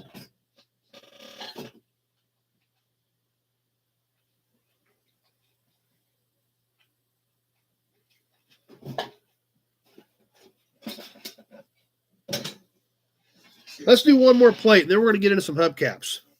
This is another very nice plate. It's been used. You can kind of see some around the screw holes, but not very heavily. It's just as good, if not better, than that 67 plate that we just sold. And this is a 62 in kind of a forest green with white letters. Standard size plate, basically 12 by 6. It has the stamp cutout stamped in. It's not cut into the metal. Beautiful plate. Excellent condition. Excellent color. If you look really close, you can tell it had screws in it, but not very serious. It was not used very long. It was probably on a car that was kept in the garage because obviously a few scuffs and scratches, but absolutely great condition. It is 4-digit, which isn't as cool as the 3-digit. It's probably really the only drawback to this plate is it is 4-digit instead of 2 or 3. So anyway, super cool 62 Kansas plate. Who's going to start us off on this one? Big Jump says Alex should come to YouTube. So probably want to keep track of you a little closer, Alex. It's probably what they want to do. So on the 62 Kansas plate, we're ready to roll on this one. Let's go ahead and start it off. Highlander at 20. As we hit the button on the timer and get rolling, we've got the Highlander at 20.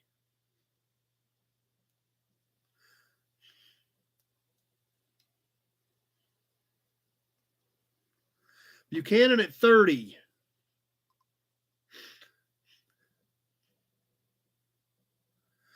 Had a few other bids coming in, but Buchanan at 30 has everybody covered up at this point. What are the letters? This is the county. This was probably Cloud County, I'm guessing, was CD. Reno at 35. Like I said, I should now that I sit here look at this is the 67. I should have taken a little rubbing compound of these things. So those things would have shined really, really nice. Reno at 35. Alex says he's tried, but for some reason his YouTube will not let him comment. So Highlander at 36. As we hit the 1 minute mark, I've got Highlander at 36.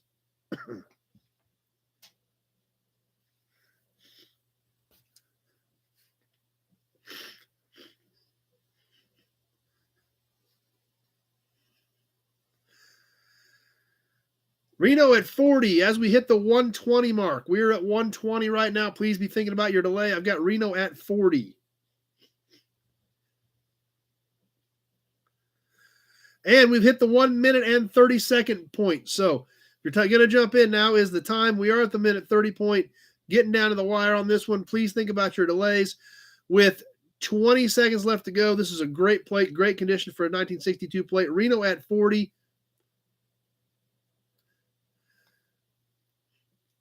And 10 seconds left. I've got Reno at 40.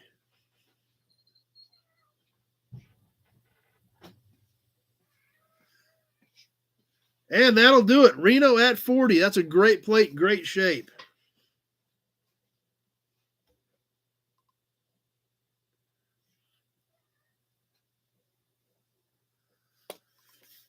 Nope, I don't have a BR549. Do not have any of those.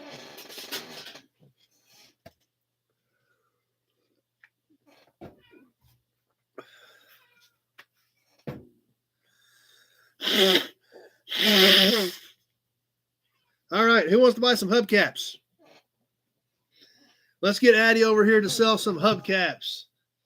All right, let's make some room.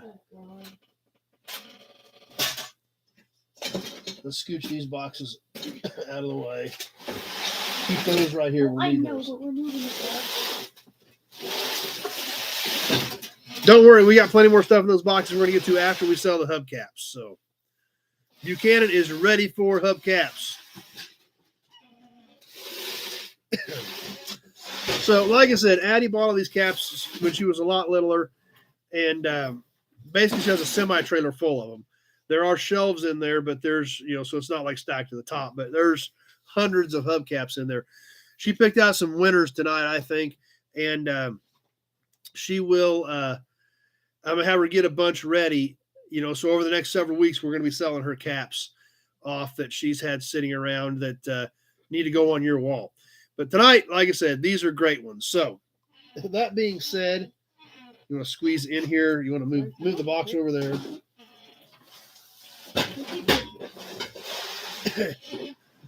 And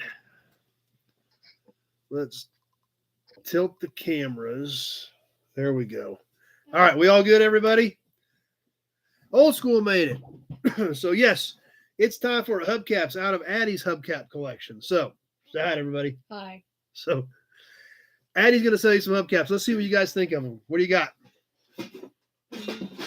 You start big or start them in order. Start in the order. like with this? No, the other end. Okay. So this looks like a good one. I don't So know what years it is. I think it's around a 4950 era. Makes sense. So everybody saying hi. All right, show them what you got. Got a Plymouth. And he said late 40s. I think it's about a 49 or 50. Yeah. Few dings and dents, but obviously nice. On the inside is around 7 1/4 inches. So. And What? OD. 10. So about 10 inches outside diameter. Appears to be original paint in the Plymouth. Good looking cap. Great display piece. Let's Sunglasses. see. Yeah, lots of sunglasses. These are shiny. I've got Jason at 30 is my high bidder. Lots of bids coming in. I've got Jason at 30. Let's go ahead and get this thing on the timer so we are rolling. I'm going to make my notes.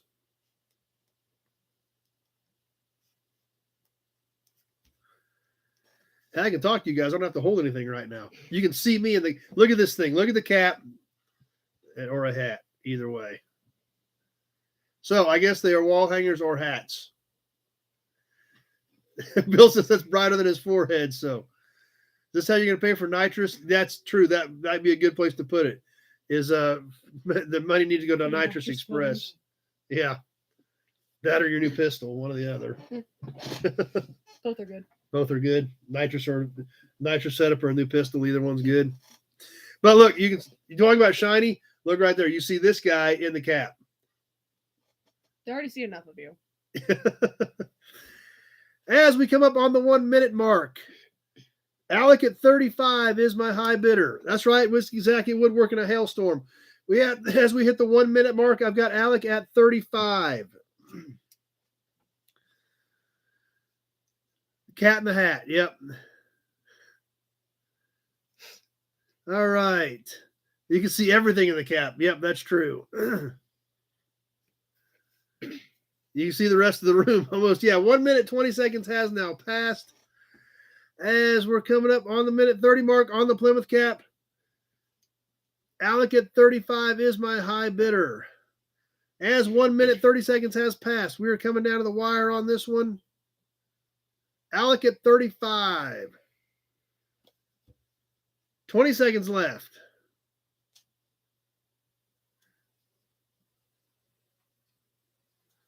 Alec at 35 on the Plymouth cap. 10 seconds left to go. Buchanan at 38. Jason at 39. And that will do it. Jason at 39 right there at about 158. Jason at 39.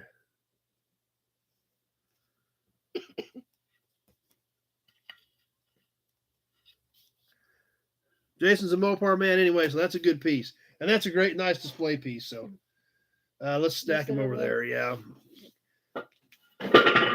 All right. What else we got? 60s? Yeah, mid-60s.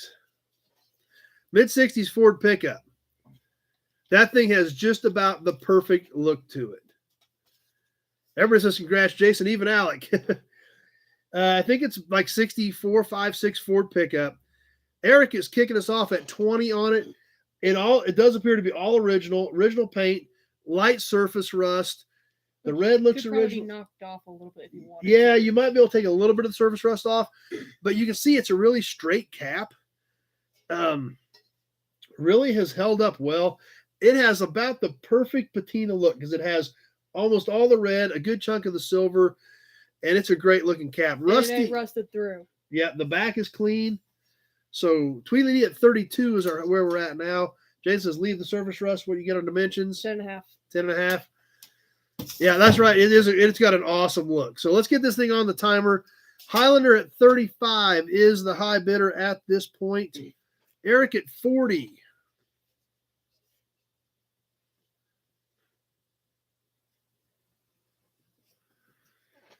Like I said, I think as far as a patina look and still retaining the texture and the look and the lettering, it's about spot on. And obviously you guys agree. There's a lot of bids coming in, and Eric at 40 is my high bidder. Jason needs a full set for his Ranger. Yeah. Come here.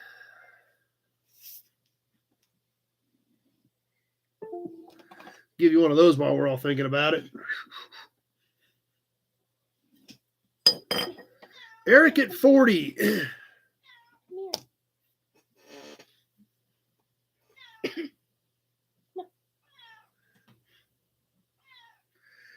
As we come up on the 1 minute mark, 1 minute has now passed. Eric at 40 is my high bidder.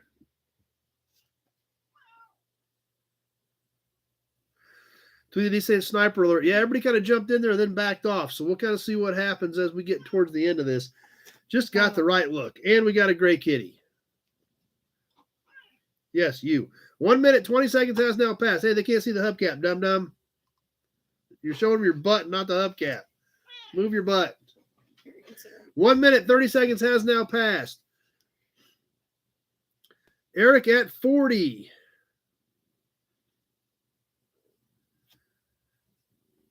$20 seconds left. Eric at 40. That's right. We're trying to keep her off the keyboard, Pete. 15 seconds left to go. Sit on my lap. Eric at 40. 10 seconds left. There, happy.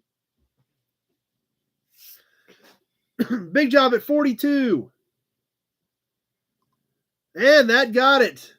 Big job snuck that 42 in there at about 155. Eric came back at 43, but it was a little too late. Man.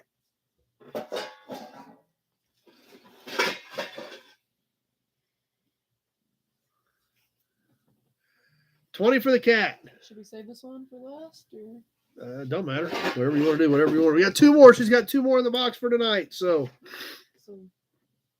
she's got a 6 1/2 dozen. They're both great pieces. So I'll do this one first. okay. It's 49? That era, 48, 49 maybe. Should do a walkthrough of the semi-treader of caps. I'll give you a personal tour and you can buy whatever you want. All right, the next one. Like I said, she picked out some winners tonight, guys. So late 40s, probably? Yeah. Hudson. Inner diameter around 7 1/4. OD 12 1/4. So just a little bit bigger overall than what we're typically used to.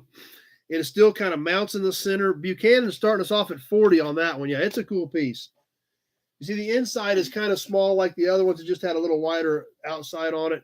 Cool piece. Late 40s era Hudson. Buchanan's kicking us off at 40. Let's get this thing on the timer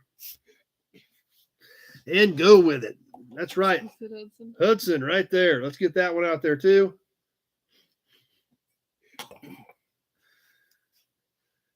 Is it from Area 51? Just about, yeah. Sure looks like that. It does kind of look like a flying saucer from that angle.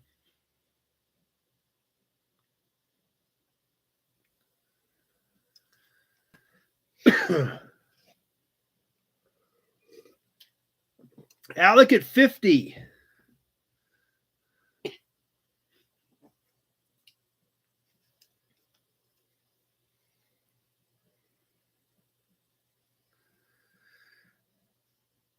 Johnny Z's here. Yep, Addie's here selling some of her caps with us tonight.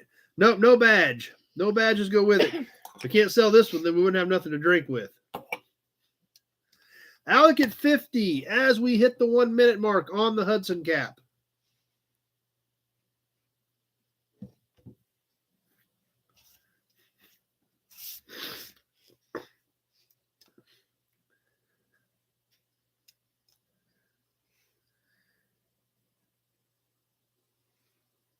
1 minute, 20 seconds has now passed. That's right. Big job saying sniper alert. Nobody's doing too much on this one. Addie, Addie's here with us tonight as we hit the 1 minute, 30-second mark.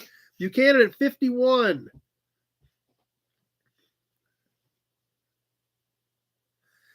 Got Buchanan at 51 with 20 seconds left to go. I don't think there was a set of 4 of these. There was just one up on the shelf. So 10 seconds left. Buchanan at 51.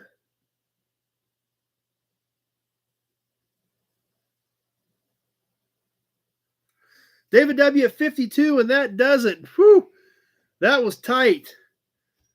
He barely snuck that one in. Then, of course, they're pouring in now. Yep. David W. at 52 at about 158 and change, and then Zach, and then Buchanan back. But at the 2 minute mark, it was David W. at 52.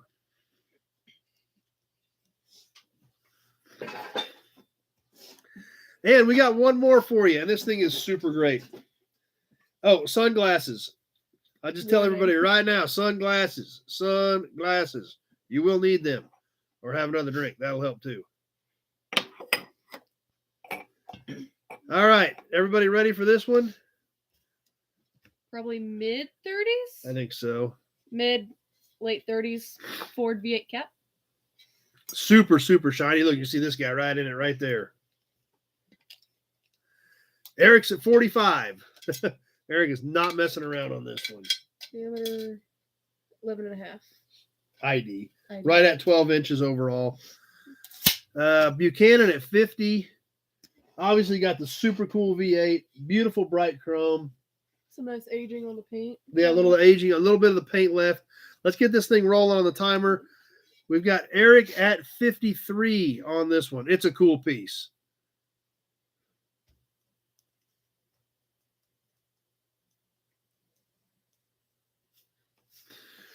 So I told you guys she picked out some winners right out of the gate. She's got a ton more of these, so we'll get them ready. Shopcat says the thing's going to fetch a few bucks. It's a beauty. It is a beauty. And like we talk about in a lot of these emblems, these are the originals. I mean, think of what this thing's done in the last 80 plus years. And it still looks, look at that. You can see me right there. It's like a mirror. I comb my hair. Eric at 53. Now that I'm not combing my hair.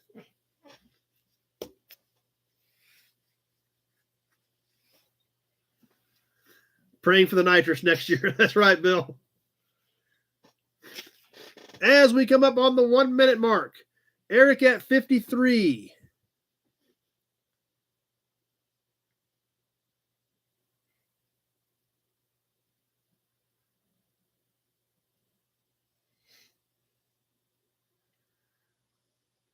Coming up on the 120 mark.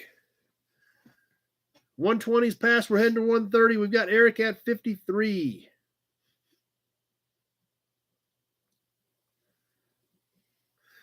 One minute, 30 seconds left. Kenny says, or Bill says everybody's loading the rifles. 1 minute, 30 seconds has passed. We're coming down to the wire. I've got Eric at 53. 20 seconds left. 56. Big job at 56. 10 seconds left.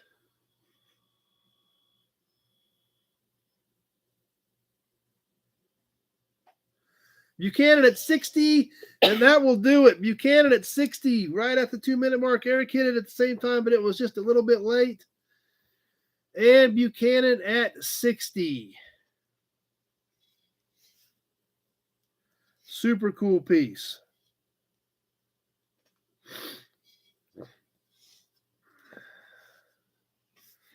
So, I told you guys that she got some winners out to start with. So, I'm glad you guys liked them. I'm glad you guys thought they were cool. And we still got a lot more cool stuff to get into tonight. You going to hang out a little bit, or what are you going to do? No. Cats are making my allergies act up. I'm still getting bugs. Buchanan says, thanks, Addie, for saving it for him. So, well, let's get those other auction boxes over here and see what else we got. Well, this one. It's fun to start with. Yeah, we'll get things reshuffled. How about a hood ornament?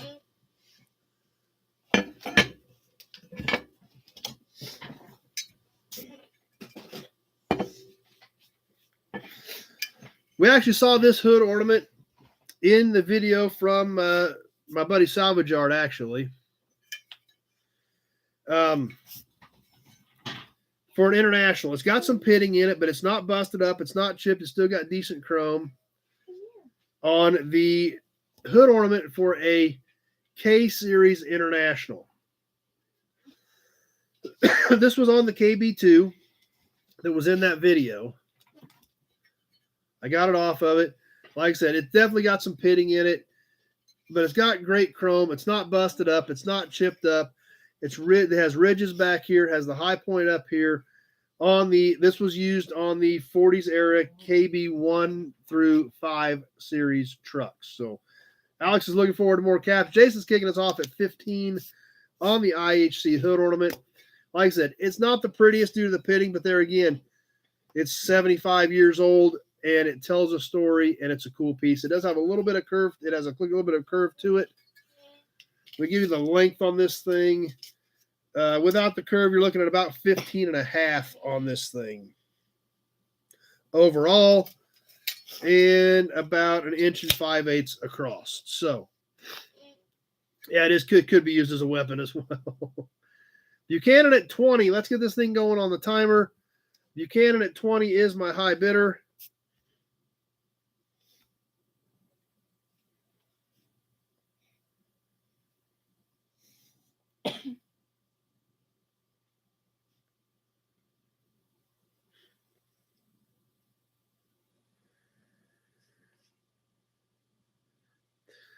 And we're ticking along. Let's get the other boxes slid back over here. We're going to have a friend real quick. We're going to have a friend real quick.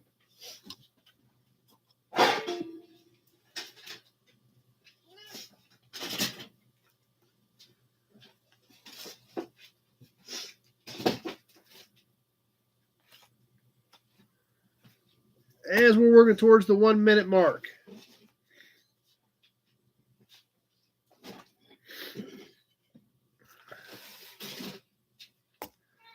And 1 minute has now passed. Buchanan at 20. She's starting to get a little weight put on her, but not much. She's still pretty thin.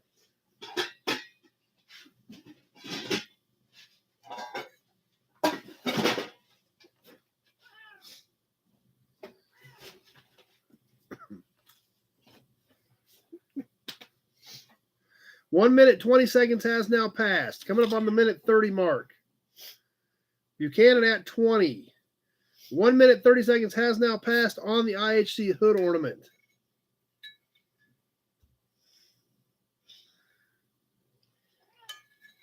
Yeah. 20 seconds left to go. 15 left. 10 seconds. Buchanan at 20. Jason at 25. And that'll do it. Jason at 25. I'm talking about bonking you. I'll give you a bonk.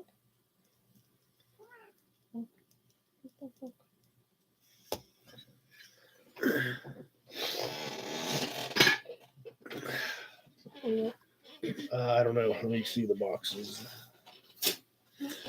We need to do a toy. We haven't done a toy yet tonight. Yeah. And I know I'm missing some comments while we're in the middle of the auctions, but when I'm busy, when I'm trying to watch for bids, I don't always catch all of them. So let's do a toy truck. This is a little bit rougher, but it's a great piece. It's missing one wheel, but it's a cool truck. It is 10, probably 50s. For the Overland Freight Service. Original paint. Trailer is missing one door on the back and the other one is bent. The worst part about it is it's missing one wheel.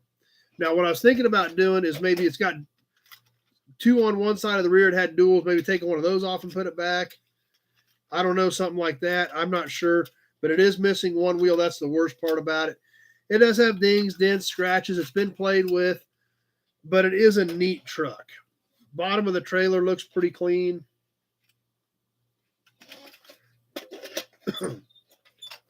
But it's a good looking rig. It is just thin tin, which means it's, you know, surprising it's lasted this long, but it really is in pretty decent shape considering its age.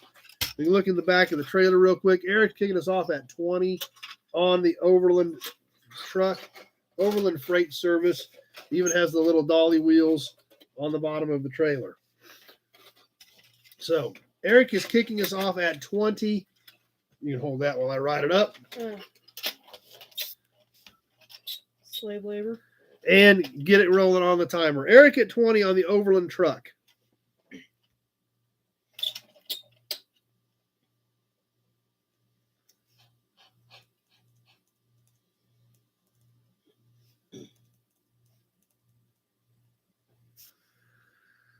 All right, Eric at 20. X-rays here. Everybody needs a Hudson badge, I'm sure.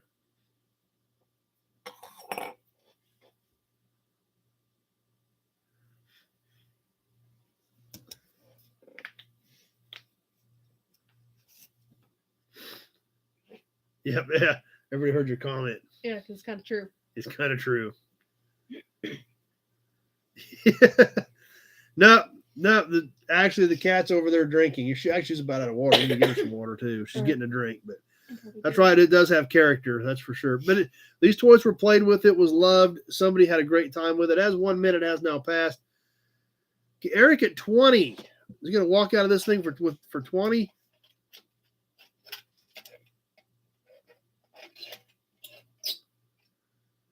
Yeah, she's still drinking water. X-ray at 21. After this, I'll go get a new bottle. Okay.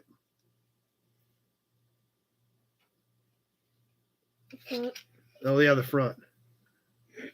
Oh, we're on a 2-minute timer, Sergio. I run a 2-minute timer. 1 minute, 30 seconds has now passed. When this hits 2 minutes, now you probably got a delay. You need to worry about that too. But we're on a 2-minute timer, Sergio. That's how it's going. John at 22.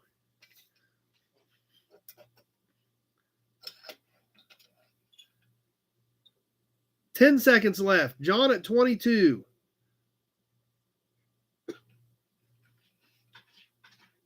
Bill Disc 42. And that does it. Bill Disc came in at 42. Covered up the other bid from X-Ray. And I got Bill Disc at 42. So that one's going to Bill Disc for $42.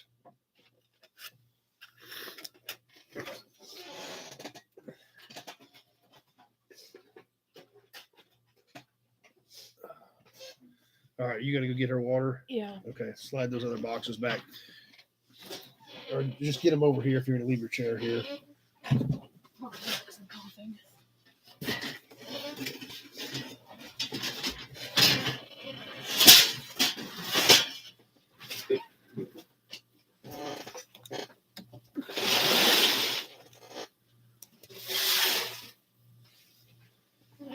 All right, let's see what else we got in here. So your caps are all done. You slide those out of the way.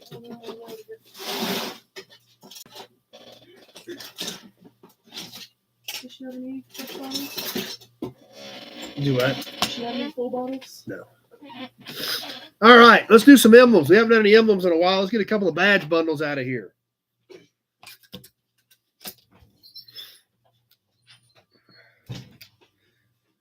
You need a Hudson badge, Gray Kitty?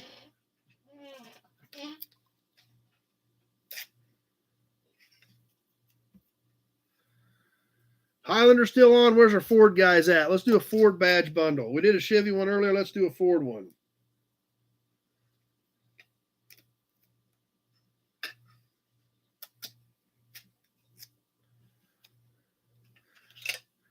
How about a couple of 1964 Ford pieces? How about an Auburn badge? Starting off with a glove box door panel for a Galaxy.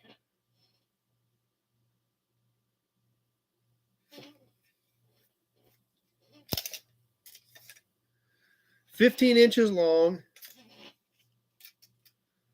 3 inches wide. This is the whole trim panel, non-XL.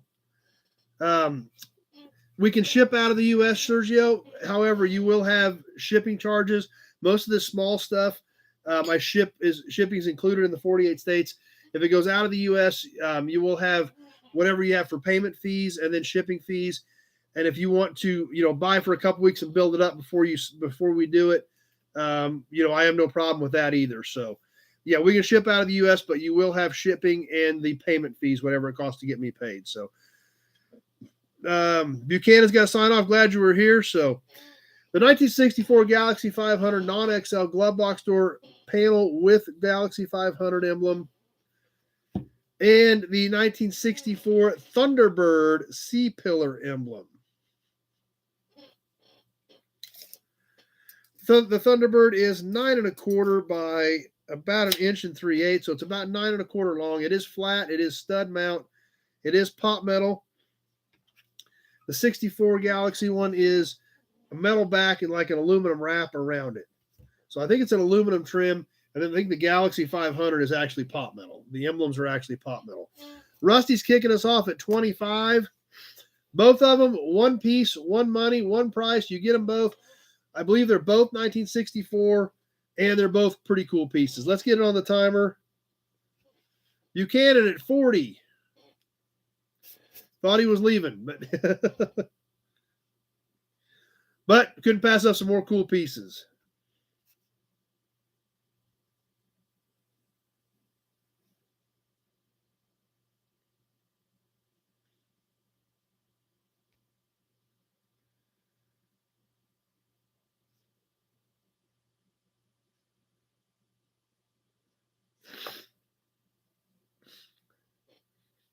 Buchanan at 40.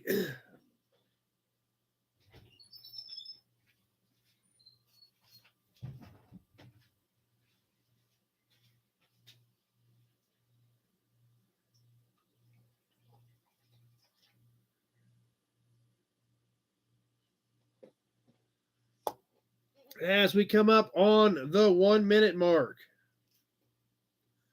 1 minute has now passed.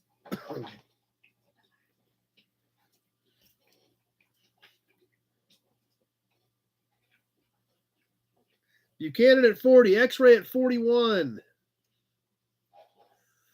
That's right, John says you can put it on the door, still see out the peephole. 1 minute 20 has passed. X-ray at 41 is a high bidder. She didn't agree. Minute 30 has passed. We're coming down to the wire. I've got X-ray at 41. Mike's smelling a snipe. They're kind of neat pieces. X-ray at 41.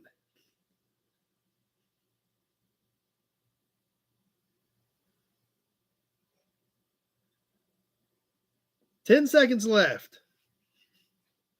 Mark's on with us. X-ray at 41. And that will do it. X-ray at 41. I'm going to head out because I'm coughing so much. Okay. All right. Addie's going to take off. She's going to head out. Rusty came in at 42. But so Addie's out of here. Bye, guys. We're going to keep going. Tape these back up so I don't get them all. Don't mix up what's going in each bundle.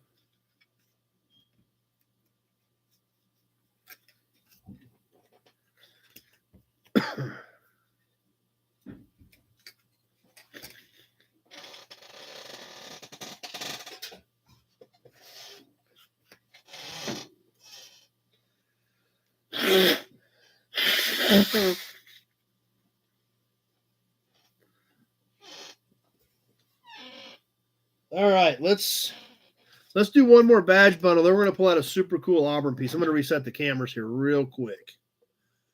Since she's taken off, I'm going to reset these.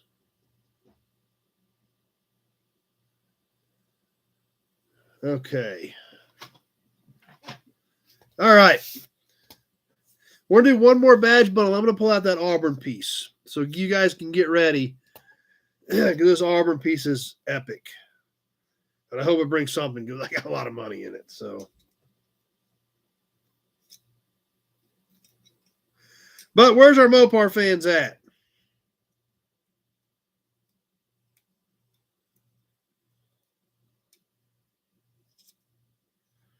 Well, I taped them together too good. I can't get tape off of them. All right, where's our Dodge truck guys at?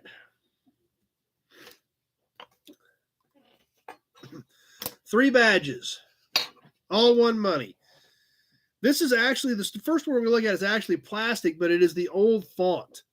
So I'm guessing this is like late 70s maybe. Can't see Heather. Let's tweak it a little bit.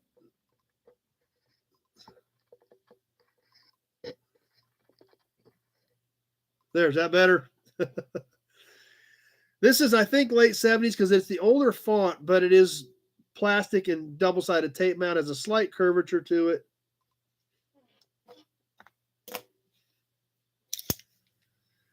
It is 4 1/4 by about 3 inches tall, and this one is plastic. The next one, Dodge van.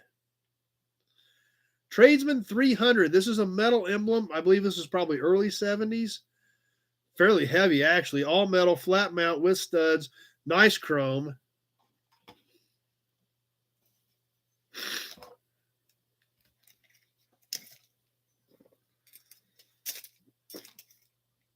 It is 8 3/4 by about 1 5/8 inches. So 8 3/4 by about 1 5/8 inches on the Tradesman 300. So there's 2 of them. One more coming.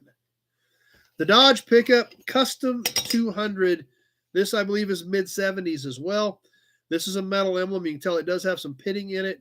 The Custom 200 for the Dodge Pickups. This one is 6 3/4 by about 3 when you go from down here to up here. 6 3/4 on the Custom 200 Dodge Pickup. So, who's going to kick us off on the Dodge Badge Bundle? Dodge Truck Badge Bundle, actually. Truck and van. Thought we'd have more Mopar fans out here. Jason's in at 20. That'll get us going. And I will get this written up on the Dodge truck emblems.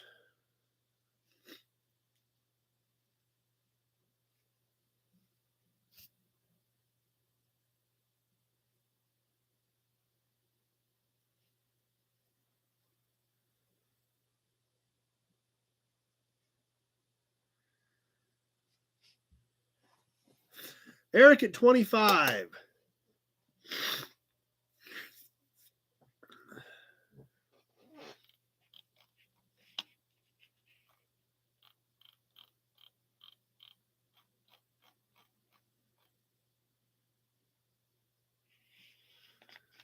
And I think we lost Facebook. Somehow or another, we lost Facebook.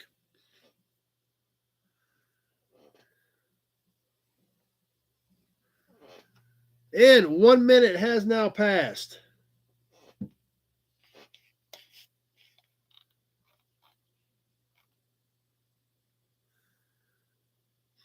Yeah, great kitty did it. That's probably right. Dayton's here with us. 1 minute. As we come up on the minute 20 mark. Minute 20 has now passed. All three, one money. Eric at 25 on the Dodge truck emblems. 1:30 has passed. Coming down to the wire on the Dodge truck emblems. They're blaming everything on you because you usually do it. Yeah.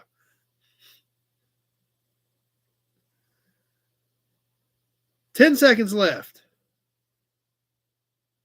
Eric at 25. Jason at 27, and that will do it. Jason at 27.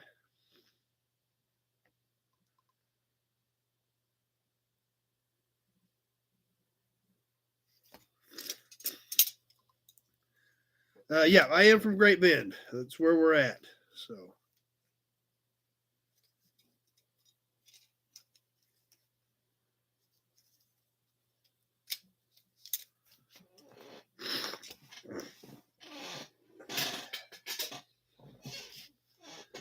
All right, let me bear with me here a second. Let me try to reset this Facebook real quick.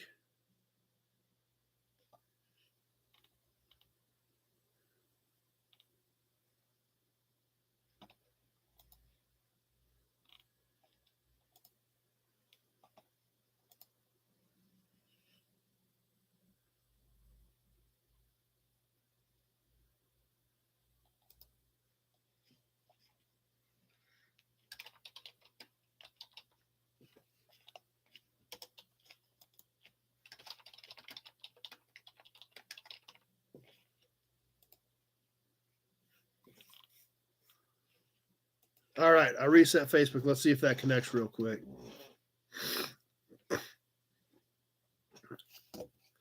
Oh, that sucks when you drive 80 miles looking at a fender, find out it's the wrong one. So, all right, we are back connecting on Facebook. So let's see what happens there.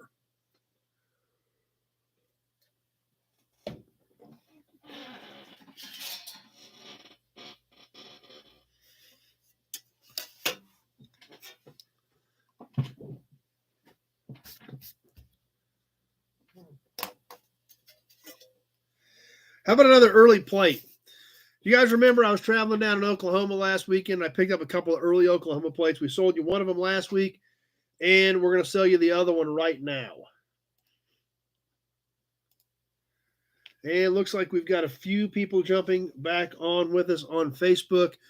So if Facebook is back up and working, please let me know. I don't know what happened. I looked over and the screen was zapped. So it was gone. But this plate here, like I said, I was in Oklahoma. Alec, all right, Alec is back. So we are here. We are live. Don't know what happened, Alec, but you're back with us. So this plate here, 41 Ford passenger car speedometer. If I did, it would just be a rough core, nothing that I know anything about. Like I said, I was traveling in Oklahoma and picked up a couple plates. We sold one last week. This week, we're going to sell you this 1925 Oklahoma. A little banged up a little bit, you know, some definitely scratches, dings, dents, few extra small holes. It is bent up a little bit, but hey, this thing is almost 100 years old. Eric is starting us off at 50. Most of these are no minimum bid, Sergio. I'll tell you if there's going to be shipping or anything different, but most of them we just let them fly. Just like this 1925 Oklahoma plate. Eric is at 50. Mark was at 30. I've got Eric at 50. 1925 Oklahoma. I don't know much about Oklahoma plates, but I was traveling in Oklahoma and I picked up some cool stuff. I knew you guys would like it. The back's kind of about the same. But there again, that thing is 97 years old. So doesn't look too bad for me at 97. Scott's back on with us. So Facebook is cooperating once again. And we'll go ahead and sell this 1925 Oklahoma plate. I don't understand anything on the Oklahoma plate, so I don't know what any of this means. But it's a cool piece. It's super old, and it doesn't look too bad considering it's 97 years old. Let's kick it off on the timer.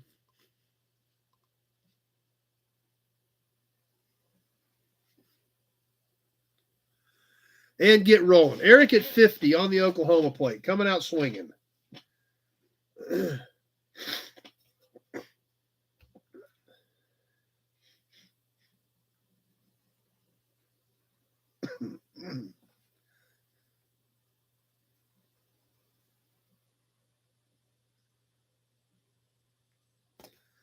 $30 seconds is gone. Cool piece, not something you see very often. Any of this stuff this early, stuff that's almost 100 years old, you just don't stumble onto it. I think the other one we sold last week was a 28. That's why I grabbed him when I seen him. As we come up on the 1 minute mark, Eric thinks he's got a target on his back. Yep. As we hit the 1 minute mark, Eric's sitting there with that $50 bid hanging out there.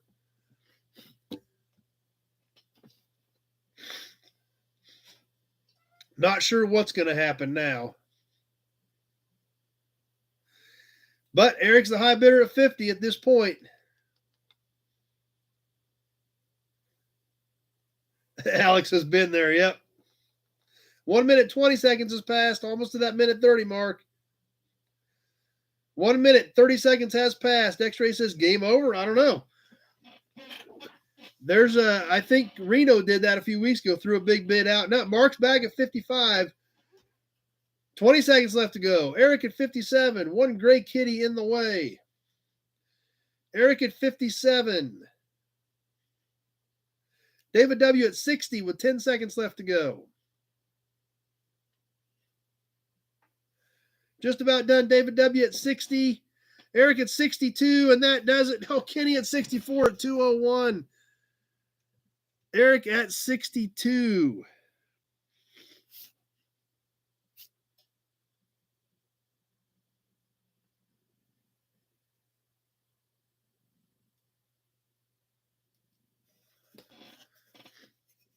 That was fun, guys. Thanks for playing on that one. All right. Who's ready for something super cool? Super cool, and I hope it means super big money because, like I said, I put some pretty good money into this stuff. Yeah. X-ray will know if he can breathe or not.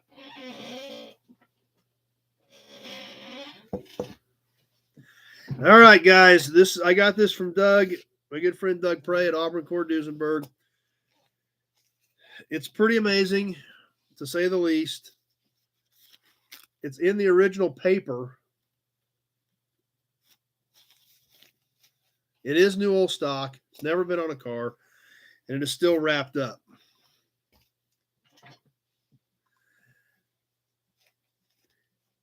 That's right. Good sniping tonight, that's for sure. So, but here it is in all its glory, and it's beautiful. I've got one, so I bought another one specifically to sell to you guys.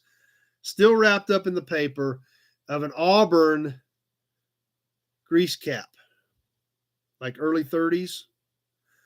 Still in the paper, new old stock. You know, they called them hubcap, grease cap, went in the center. I think these were for wooden wheels. It's awesome, to say the least. Eric is starting us off at 60.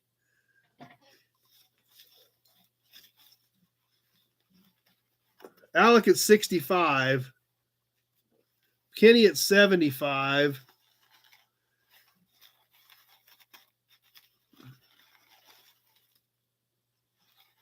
Eric at 80. I do have a used one of these that we will probably sell later, but this is the only new one I've got. And last time I was there, when I first started going there a couple years ago, there were quite a few of these on the shelf. These bins are getting very, very low. There was not a lot left on these caps. So I think it's early 30s, John. Alec at 100. We need to get this rolling on the timer. Alec at 100.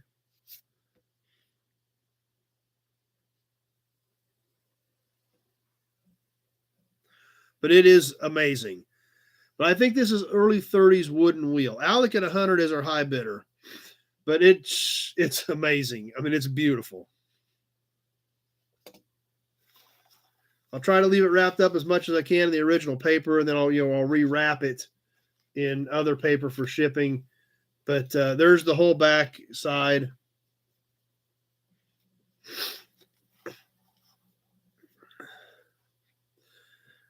Yeah, there were a few. And like I said, a couple of years ago, there were still a lot of these in the bins. And I've got several. Well, I shouldn't say several. I've got a couple of different styles.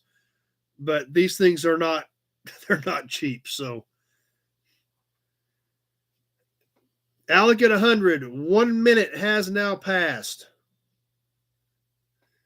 Like I said, I've got a used one that we're going to sell later, but this is the only new one I've got. I've got a couple of other styles in new, but these things are so much money to buy that I've only got one of each in new, and I got one or two used ones. A minute 20 has now passed. Alec at 100. A minute 30 has now passed. We're coming down to the wire. This is it, guys. If you're going to jump in, now's the time. Alec at 100. 20 seconds left to go.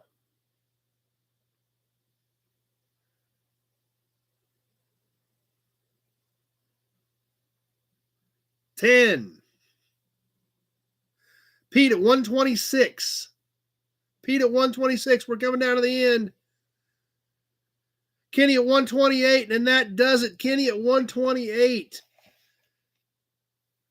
That was tight. And Eric was 101 right after that. But, oh, man, that was Kenny at 128 was who we had at 2 minutes. That was kind of crazy there. But Kenny at 128.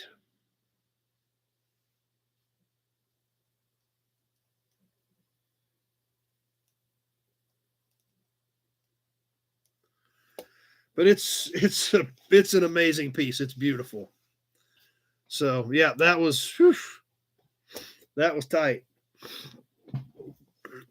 But it's an awesome piece. It's gorgeous. So all right. Whew. Yep. Alex says nice win too. It's an amazing piece. It's a statement piece, that's for sure. Centerpiece of a cap collection. There's no doubt about that. I've got 2 more styles of new ones that we'll sell over the next few weeks, but like I said, they're so expensive to buy that, and there's not very many of them left to get either. So, let's see, where are we at? I got to get my brain kind of regrouped here. Let's do another can from the auction. Let's do another license plate, low numbered license plate. And we ought to do another Badger emblem to wrap the night up. Let's do this emblem. I'm going to do this emblem's a single. I haven't found anything. It's been in the box for a few weeks. I haven't found anything that I really like to put with it. Yes, Mark, I got your check and your stuff is shipped. So, yep, I got it before in time to get stuff out yesterday. So we're good. So actually, I'm gonna throw this up there. If you guys want it, you bid on it. If not, we'll find something else to put with it. But it's been laying in the box for a couple weeks. I haven't found anything cool to put with it that kind of jives with it. So I thought I'd throw it up there. This is a Ranger emblem off of a 1959 Edsel. This is off the rear quarter panel. Now, if you saw the video of the pink Edsel coming out of the barn, where it had been for decades. Actually, it was one of the top trending things on motortrend.com last year. Well, Mark likes it. Mark's at 30, so I guess you guys are digging it. Like I said, I wanted to put something else with it. I just couldn't find anything that really fit the Edsel motif. So I thought, what the heck? Nice bright chrome. It is flat. It is stud mount. It is pop metal. On the 1959 Edsel Ranger rear quarter panel emblem. Let me give you the dimensions on this thing, and then we're going to get her on the timer.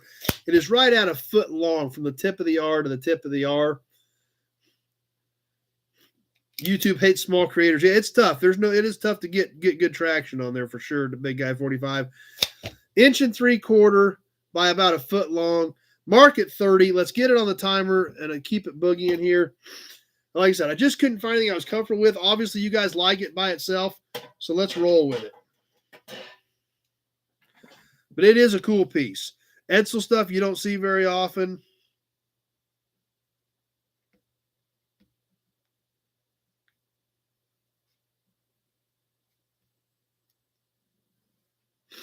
Mark at 30.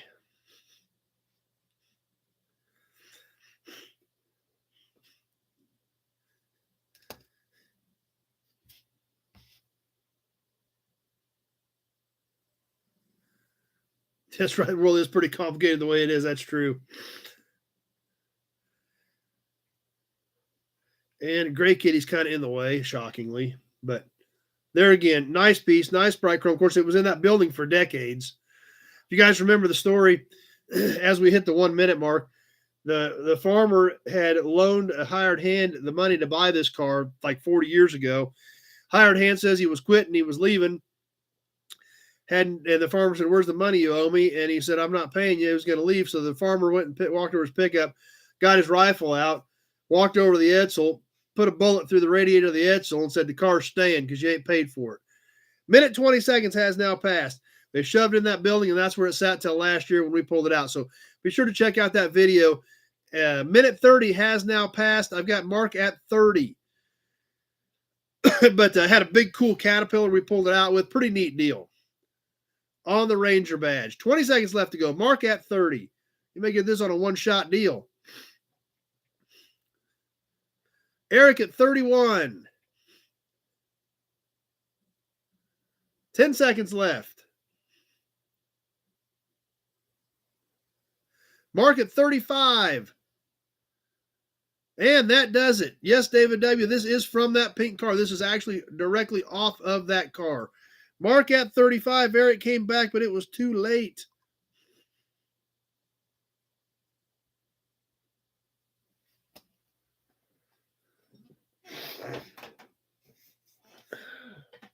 All right, one more can from the auction, one more low-numbered license plate, and then we're going to move on to the magazine.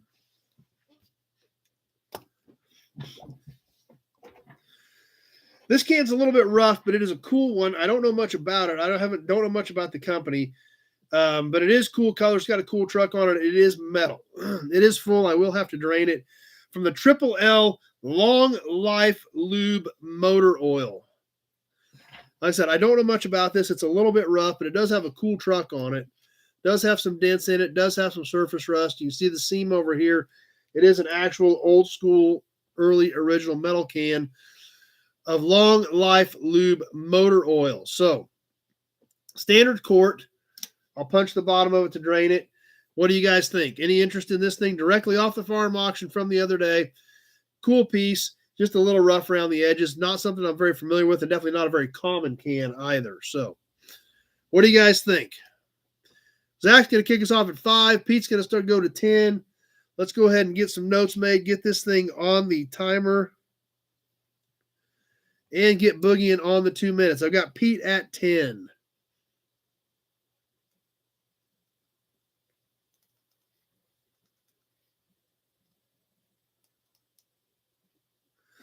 That's right, John. That's what caught my eye. Even though it's rough, that green really pops. And then the little tanker truck looks pretty cool, too. Dennis at 15. The others, it is on both sides.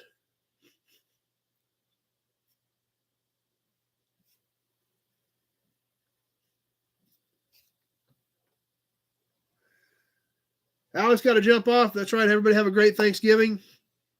Glad you made it for a while tonight, Alec. It is green. It may look teal on your screen, but it is green.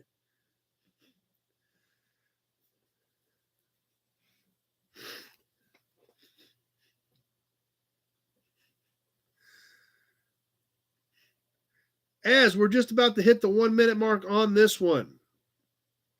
Dennis at 15. 1 minute has now passed.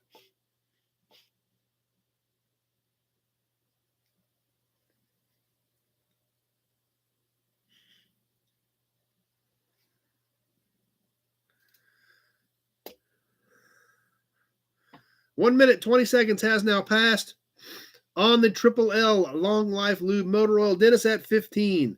Smoking deal at 15. Minute 30 has now passed. We're about ready to wrap this one up.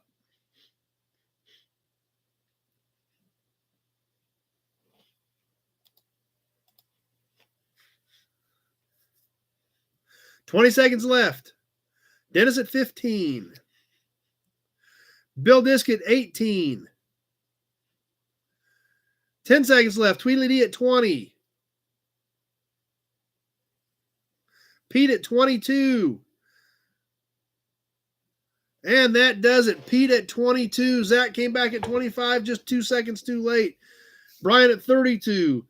But unfortunately for me, Pete at 22 was who we had at 2 minutes. So old books are closed. We don't have anything like that tonight, Sergio. All car stuff, all automotive related stuff.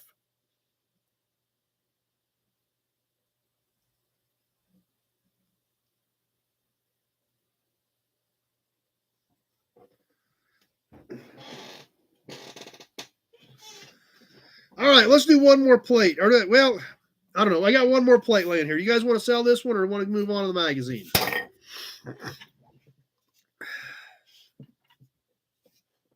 What the heck? Let's just do it. It's already out. The 1958 CD plate, 2-digit 55. This is a little bit rougher. It's got a little bit more flaking on the paint on some of these other ones, but it is a low number, 2-digit 1958 plate. Tweedly D at 30. Backside still looks pretty good. It's not really all bent up. Worst part about it, just some paint loss along this bottom edge. It is blue with yellow letters. This is stamped in, not cut out, standard size plate. And I've got Tweedledee at 30. So let's go ahead and get this thing rolling on the timer. I'm going to write it up.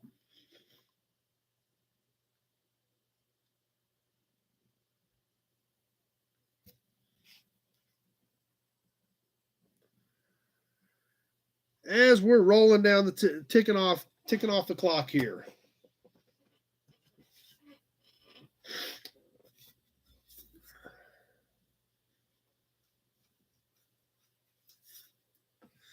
Always cool finding low number plates, 2-digit on the 1958 Kansas plate. Last piece for tonight. And then we're into the magazine. And then we're going to play some trivia. And then we're going to talk about the raffle. And then we're going to talk about all the junk I drug in this week. So, nope, it was Cloud County, I think is what it was, X-ray.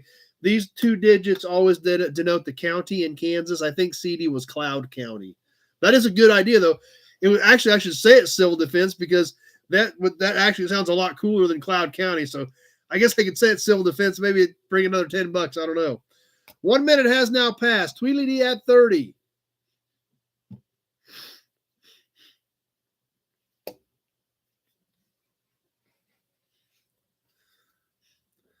Everybody kind of sitting there staring at this one. Minute 20 has now passed. Tweedledee at 30.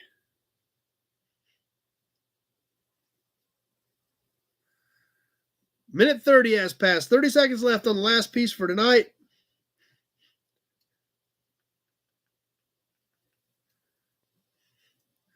$20 seconds left.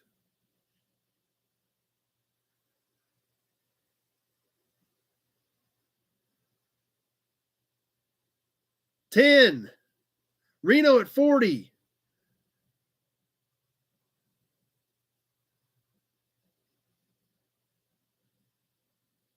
And that does it. Reno at 40.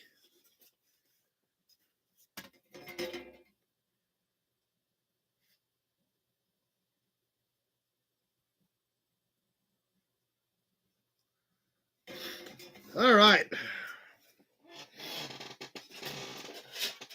All right. What a night. Had a lot of fun, guys. Appreciate everybody's participation in the auctions tonight. They're always a great time. I bet you guys are getting a little thirsty. We'll give you some Hudson badge action. We're going to throw that pad up there. We're going to grab the back to the sheet, to the log sheet for tonight. If you don't mind, Gray Kitty, can I have the chat sheet back? Hey, you're in the way. Can I have the chat sheet in the magazine? Can I have the chat sheet in the magazine?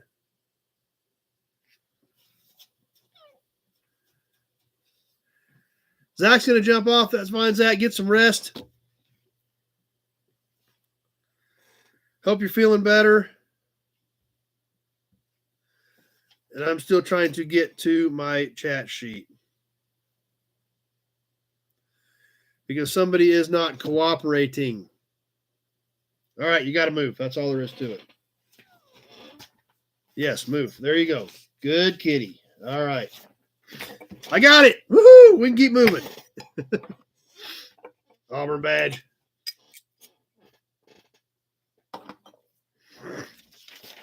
So much cool stuff in the magazine. We're kind of running a little bit long tonight, so we'll try to move through it. But, man, there is so much epic stuff in here. All right, last week we started off on the first half of Modern Rod from February of 1965 with a 50-cent cover price. We talked about this Ford design study last week. We're going to catch the second half of this magazine this week, and it only got better, like 100 times better. I thought it was good stuff last week. It got way better. So,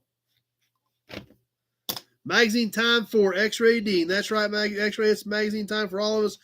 And we're going to start off with, like we talked about, a lot of these magazines from the 60s do not have a lot of color in them yet. Still a ton of black and white. However, the centerfold in this magazine, like I said, we do one half one week, do the second half the next week. Right at the center point in this magazine, I saved it for you until this week because it is all color. It is super cool. And it is some awesome dragsters in the centerfold, full color, 2-page spread of these awesome cars from 1965. Check this stuff out. Pretty good way to start the night off with the magazine.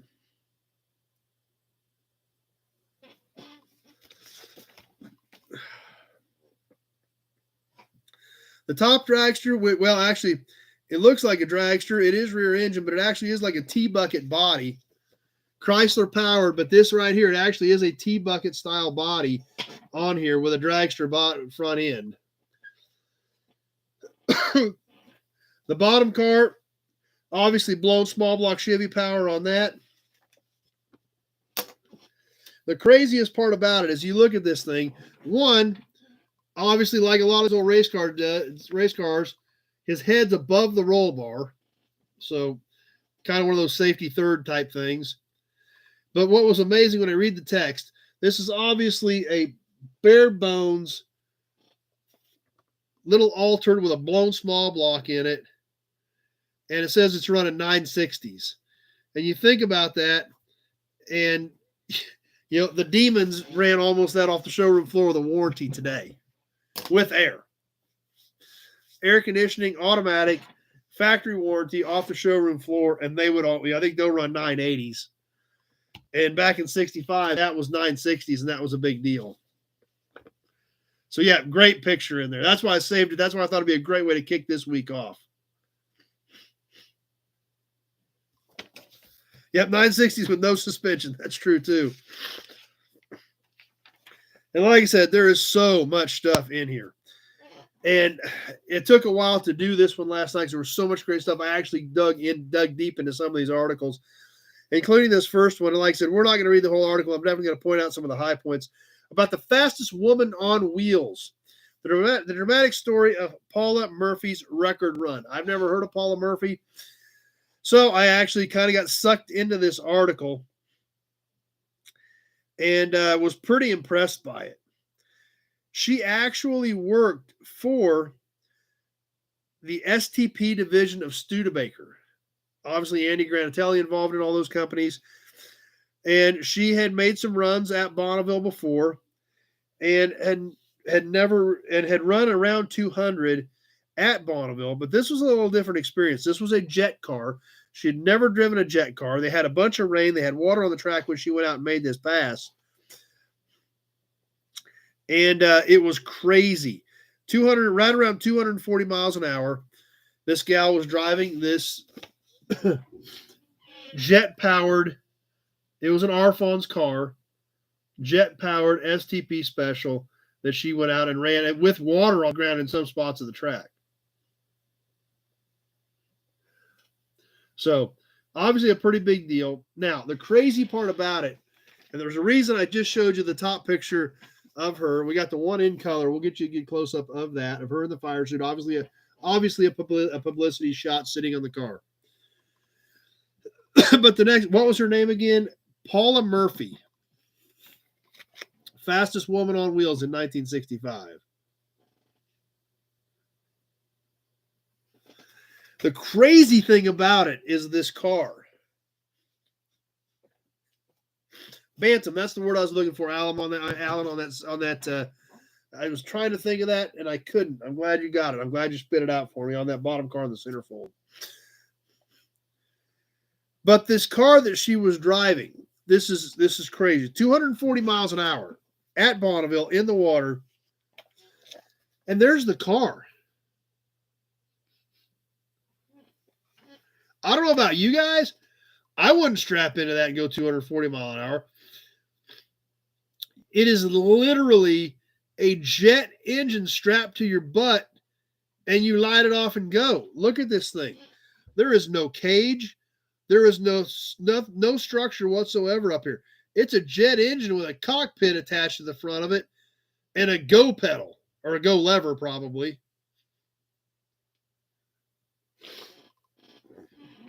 So that was the craziest part about it.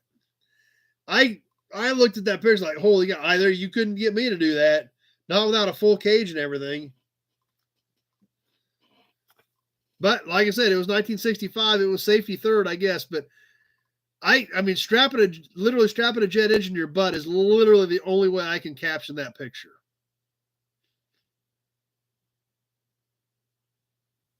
No, I don't think there was any airbags either, Brian.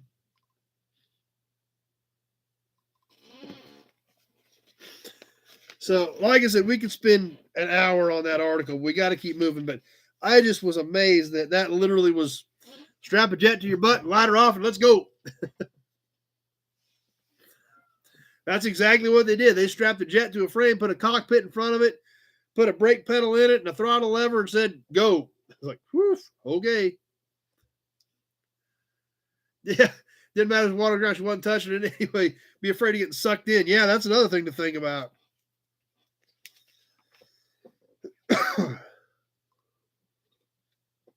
One thing about this magazine, Modern Rod, and it's obviously not a very common magazine. I don't remember hearing a lot about it, but a lot of diversity in it. The next, you flip the page and it goes from a land speed jet car to a little hot rod pickup with a little blown flatty in it. One color shot of it. Very nicely done pickup, especially in 1965. We see a shot of the blown flathead up here. Look at the exhaust system. One pipe out of each side, but then they split it into 3 pipes on each side coming out from there.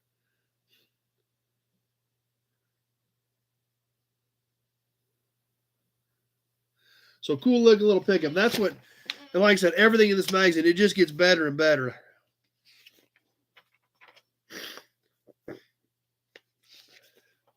And as we finish up the Little Red Jaybird pickup, we also catch some of the world's points winners in drag racing, including another little altered with a Chevy in it, some super stockers, some front engine diggers, Thunderbolt, some pretty neat stuff. Let's just check them all out and take them all in. Big Job's a fan of that truck. We'll give you an Auburn badge. There again, there's a lot of great stuff in this magazine. Super, super impressed with this week's magazine, or the back half of it. It was good last week, and it only gets better.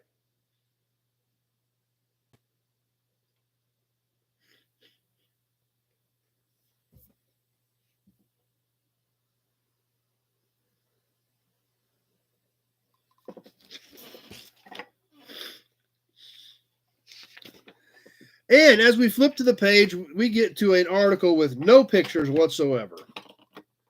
One simple headline, Hudson badge, and no pictures except for 2 little ones at the end of some decals.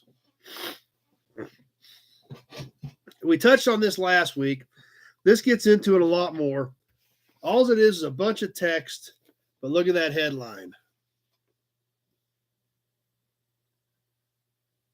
Yep. We all know where that's going. After the Hemis went in and cleaned house, NASCAR banned them. Banned them to the point where Richard Petty went drag racing for a year. This is a play-by-play deal. And like I said, you would actually just have to sit here and read through these. But actually, it has dates, names of this whole controversy. And it's pretty interesting. I did read most of this, but it literally goes by rounds. Round 1, October 19th. After release of the 1965 rules, France explained that they had been established after a tremendous amount of research and consideration. He added, we believe that in finalizing these specifications for 1965, we have taken steps that will provide independents enough latitude so they can compete against factory-sponsored drivers, and those who prefer to use General Motors will not be handicapped.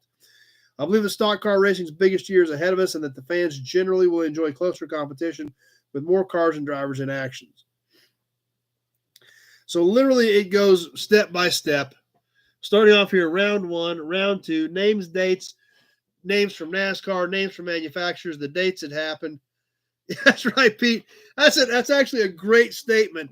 With all the controversy going on in NASCAR today, Pete says, I forgot NASCAR was making stupid decisions back then too. That's another great point. In fact, I'm sure a lot of you guys saw Tony Stewart is running NHRA now, and all of the things he has had to say about NASCAR while he's running NHRA, and most of it's not very good. So, and then the wing cars, yep, and they were developing a dual overhead cam Hemi. That's true. It talked about that a little bit. Martin says they're still making bad decisions today. So this is a step-by-step walkthrough of dates and who was involved in these jabs back and forth between Ford, Chrysler, and NASCAR at this point in time as to what was or was not legal. But to wrap it up, and this is what's so great about it, obviously we could read the whole thing, and there's like all these magazine articles, we could really get in depth in them, but we would be here till 10 o'clock tomorrow morning. But to wrap it up, after it all goes down. They have at the end of the article the decals, and you could actually order them. Hayes, Plymouth, and Sanford, Florida started it all by coming out with a bumper sticker. You could order this bumper sticker from them for 50 cents a piece, and they literally had pictures of the bumper stickers.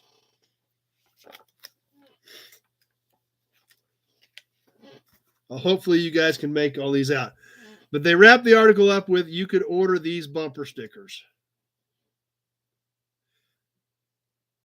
If you can't beat a Dodge or you can't beat a Plymouth, outlaw them.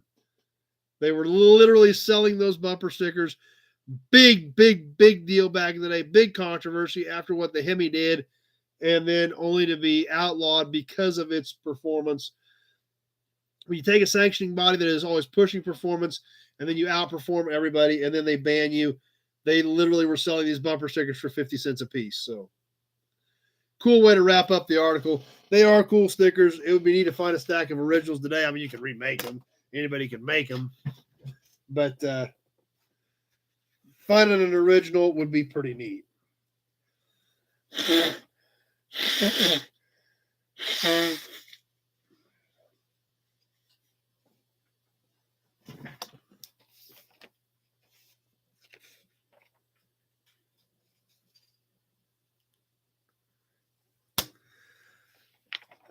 This next article, the Great Morris Murray, and I agree with you, Big Job, 200%. The Great American Sport shouldn't have any foreign cars, and that's where they lost a lot of NASCAR fans. And I agree with that. And you see that a lot. A lot of people, I've seen it in print. I've seen it in print in some big magazines before. I think even seen it in Hot Rod. That a lot of people point to NASCAR. The end of NASCAR was when Toyota came in. That did it.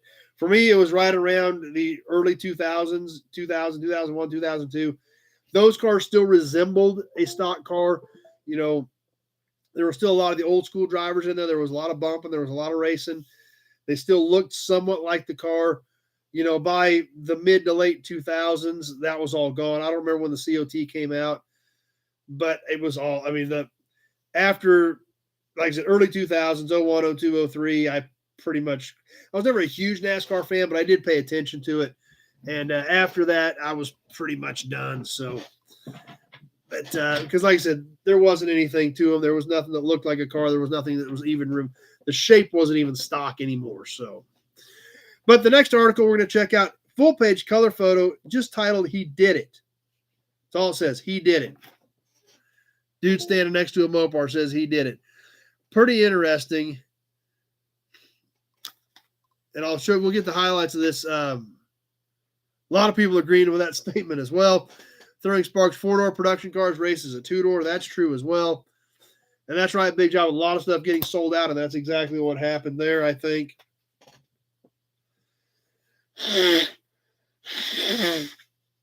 But what did he do? Norm Thatcher came to Bonneville with 2 cars, 6 engines, and several other auxiliary parts, and a burning desire to become the first man in history to hurdle the 200-mile-per-hour barrier in a stock-bodied sedan. Adding to the drama of his effort were his age. He was 67 years old. And his experience as a racing driver, 51 years. So, I had to stop and sit back and think about that for a second. This guy's at Bonneville I guess this would have been 64 because this magazine's February of 65. So, in 64, he was 67 years old. Had been racing for 51 years. That means this dude was born in 1897. Been racing for 51 years in 64. That backs up to like 1913 if I do my math right. Crazy to think about. But he did it. They put her together, had a blown Hemi in it. And they went out and it's at a course top speed of 205.55. So 67 years old and 65 with a blown Hemi at Bonneville went 205. So pretty neat. Kind of a neat deal. NASCAR's on live sport. It's not real racing. True. Sponsor spends the most money. NHRA is falling close. There is some truth to that too. I don't like a lot of the stuff that NHRA is doing as well. even though I'm obviously much more heavily involved with an HRA with the local track. Of course, my buddy Palmer has his top fuel car. Actually, Laughlin's driving his top fuel car right now. Know a lot of people heavily involved in NHRA, and still kind of on the fence about some of the stuff they're doing as well. So, anyway, Pete's agreeing with the Toyota statement as well.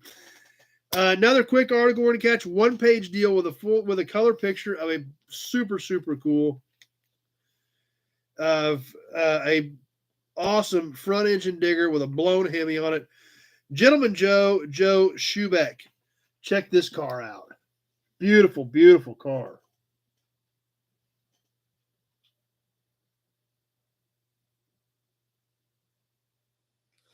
What was interesting about this article,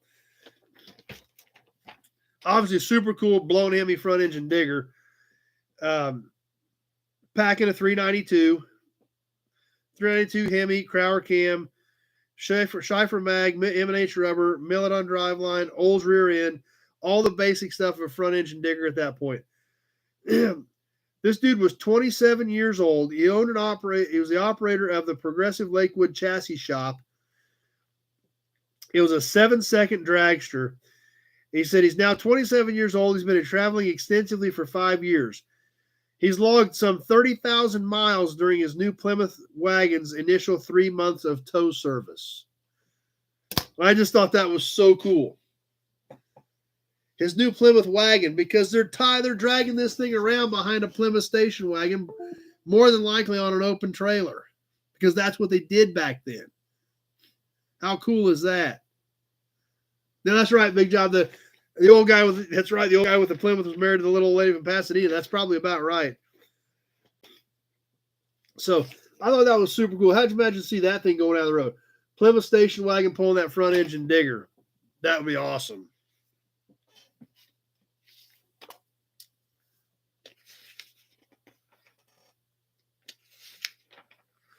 One more article that we're going to catch, then we're going to get into some ads. The NHRA South Central Points Finale. All black and white, but a couple pages of color here. And I don't even know where to start because it's all cool. Rodney's bailing off. Glad you made it for a while tonight. Look at these pictures. Dragsters. Willie's Coupe. Super Stockers. NHRA South Central. This was a Texas race. Amarillo, I believe.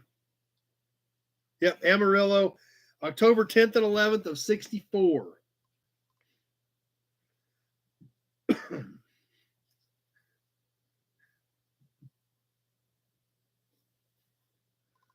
Now, one thing I want to point out, obviously a ton of cool pictures here. I'll let you guys all take them in. And I don't know if you're going to be able to see this or not. But right here on the side of this super stock Mopar, right here, that says Fenner Tubbs. I don't know if you guys can make that. I'll hold it up to one camera real close, and then I'll hold it up to the other one so for Facebook friends can see it.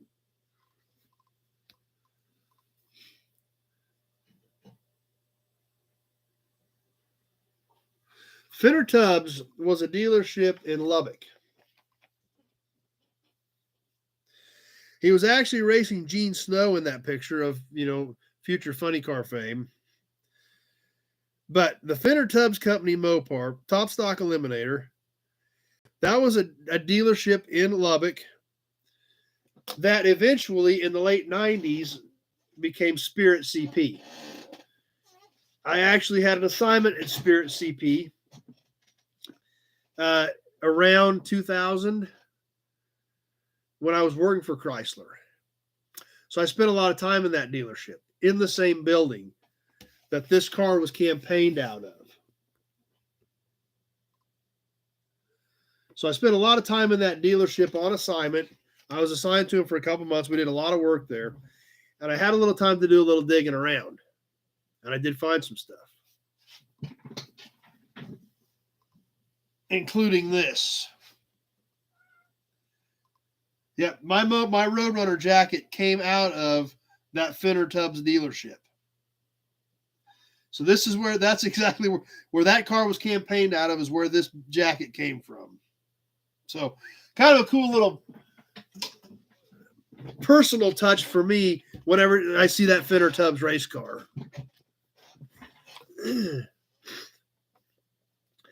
Vincent, cool thing about being a 57 model, I grew up with the best of times. That's right. You saw a lot of cool stuff. That's for sure. So there again, that's kind of neat to me when I see stuff campaigned out of the Finner Tubbs place, Finner Tubbs dealership back in the day. Let's get to some ads. Lots of great ads in here as well. Starting off with Moon Eyes. We all remember the Moon Equipment Company. They had a ton of cool stuff, a ton of cool merch, and everybody remembered the Moon Eyes. Moon gauges, moon tanks. What else do they have? Calendars, header paint, Potvin cams, cufflinks, medallions, hats, switches, t-shirts, ties, lighters, of course decals, key fobs, gear shift knobs, all kinds of cool stuff from Moon Eyes. Of course, we all remember the Moon Eyes. Who doesn't? There's not anybody in the hot rod world that hasn't not seen the Moon Eyes. But they were big in the merch business even back then.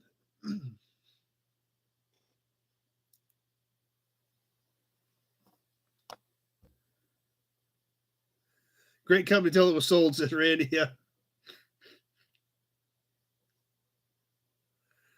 Big Job loves the eyes. Everybody loved the Moon Eyes. I mean, that was just a staple of that era.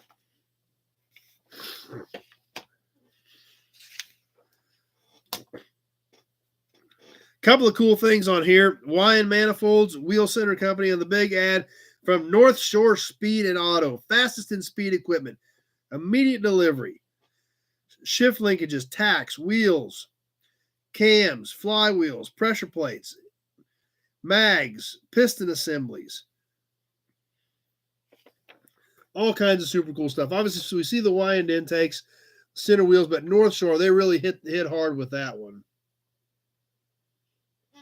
Big ad, kind of the red boundary. You couldn't miss it when you flip the page to it.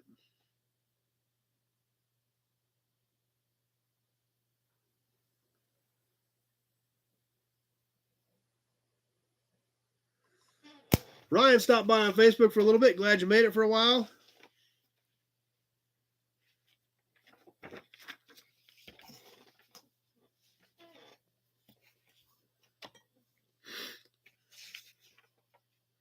This is another cool ad. Full page, black and white, though. Definitely 60s era. From Drag Fast. Yep, the company called Drag Fast. Drag Fast can't afford missed shifts. Neither can Dick Milner, Hayden Prophet, or Don Gay. Don Gay, big Pontiac racer out of Texas. Tacks and shifters from Drag Fast. Look at that.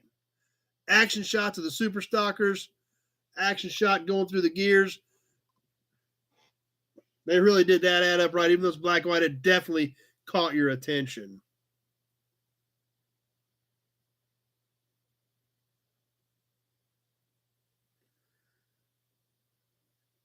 They were definitely big time, that's for sure, Mark. Lisa, great info. Hard to find those old articles. Great. Vince, appreciate the time. Great way to end the day. Throw price tags on some of that merch you've posted. On my merch, or on the merch in the magazine. I don't remember. Let's look at that Moon Eyes ad real quick on the merch, if that's what we're. Cufflinks were $4. Hat was $8. Lighter was $3. A tie was $3. Shirts were $3. Decals were 10 cents to $3. Good question, though. Glad you brought that up, Vincent. I didn't think about throwing some of the prizes out, but yeah, that is cool. $3 for a Moon Eyes tie. Pete wants a couple ties, yeah.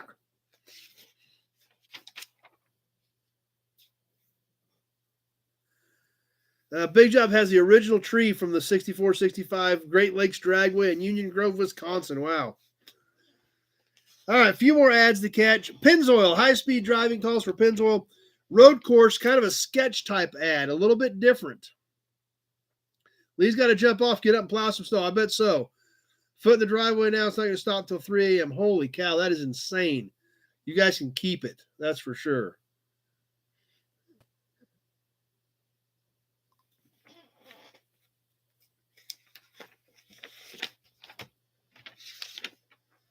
Next ad, great ad, black and white, but pretty revolutionary for the time.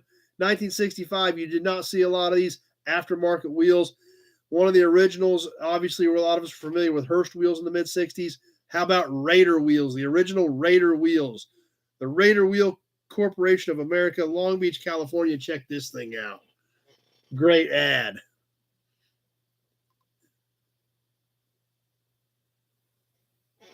I like that, Jason. I agree. Snow is stupid. I can completely get on board with that.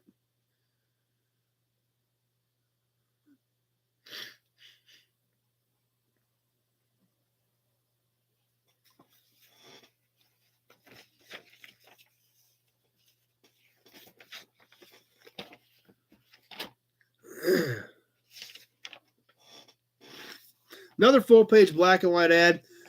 Accessories of the day, an ad that a company that I'm not familiar with yet. We haven't seen in a lot of these magazines. A lot of these companies we do see on a regular basis. But Spiegel Sales, Speed and Custom Parts, was not very familiar with it, unless this was the beginning of the Spiegel catalog. Or maybe they just started off in car stuff. Hurst shifters, Sun Tax, record players, generator covers, regulator covers, custom chrome pressure radiator caps, chrome dipstick handles, a dagger dipstick handle, custom foot pedals. All kinds of cool stuff available from the Spiegel Sales to outfit your hot rod with in 1965.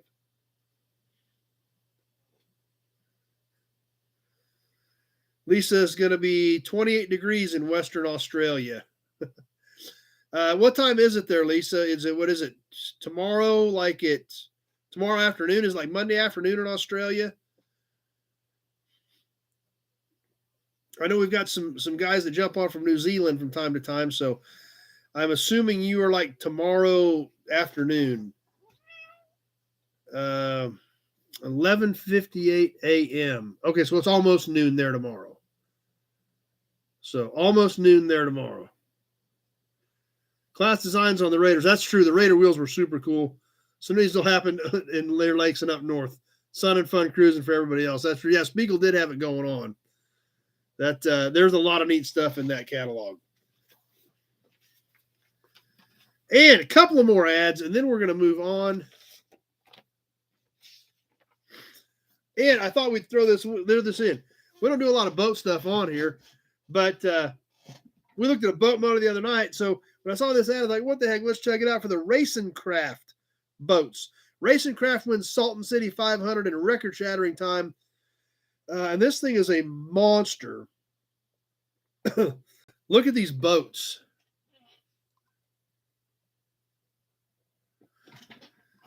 And I did check and see because that's what it looked like. This is Allison powered.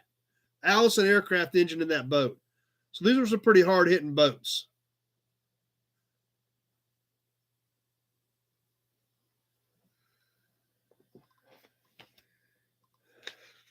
Which gets us to the back cover. Inside the back cover, we have Crower. Everybody heard of Crower cams. Black and white, but a cool ad with Crower cams. Of course, the Crower logo down here in the bottom corner, cam across the top.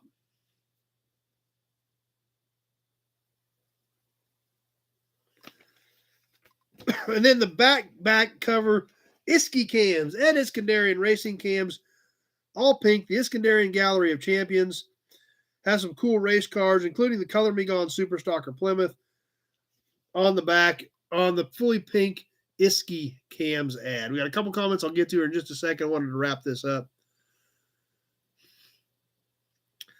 Was it the early Mastercraft boats? I don't think so. Mark's got to jump off. Lisa, spot on. Love watching this. Must keep in mind. Well, I'm glad you're here, Lisa. Glad you had fun. We got a few more things to go yet tonight. So please hang in there with us and be sure to jump on with us again next week. We do this every Sunday. We've done this 139 times. Next week will be 140. Whew, that's kind of crazy. But the Iski cams ad, pretty cool there. Let's look back at those boats real quick. Scott, living in South Texas is great. You never hear of a Southerner say that they're retired. That's right. You never hear a Southerner say they're retiring and moving to Buffalo. That is one thing I don't think I've ever heard, Scott. That's for sure. Racing Craft says a division of Racing Industries, but that's all it says. But let's see. U9, the one we looked at was Allison powered. U98 was Holman Moody Ford powered. And let's see if it says what anything will power these other boats. Not just those two are all it takes to the power. But all it says is Racing Industries, RAYSON on the boats. So there's his best cam ever. Had over 75 of them. 200 times a pro. We got a long ways to go if we get to 200, Tweedledee. Well, I don't know if you guys will all stick in here till we get to 200 or not, but we're working our way that direction. But like I said, I hope you agree with me. I hope you thought it was well worth it. The second half, Modern Rod was good the first half. The second half got even better. Modern Rod, February of 1965. This was sent in by a viewer in the last viewer box. We've got a couple more magazine out of that viewer box to work through. I love splitting the magazine up. We're getting so much more out of it. It was a great call for you guys to decide to do that. And, man, just some epic, awesome stuff in this issue tonight. So, hope you guys enjoyed it. I sure liked it. I learned a lot of stuff I didn't know. That's what's awesome about taking a look back in taking a look back in time with 2020 hindsight. Lots of comments popping up. Glad you got. Tony says it's the best ever. So there is good stuff in it. I'm glad you guys enjoyed it. We'll do another one. We'll start a new one next week. But man, this one was so great. It's going to be hard to top. I'm glad you liked it as well. Let's keep moving. We'll put the modern issue of Modern Rod from February of 1965. We'll put it down. We'll put it back on the shelf. We may dig it out again one of these years. I got hundreds of these old magazines, but this was a great one. It was definitely a winner, and I'm glad you guys liked it.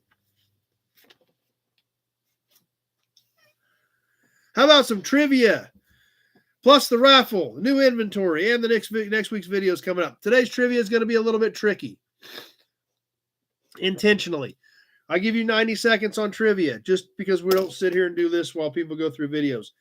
This one's going to be a little tricky. We've got a red Chevy bow tie this week instead of a blue. We've given away some blue ones. I found a red one in the box. Red Chevy bow tie for the winner. 90 seconds on the timer. And the question, like I said, you're going to have to know a little bit to get to this one. I focused on it for a little bit, but you're going to have to know a little bit to get to it. So, just so you know, it's not blatantly obvious in the video. In the tractor video from the auction,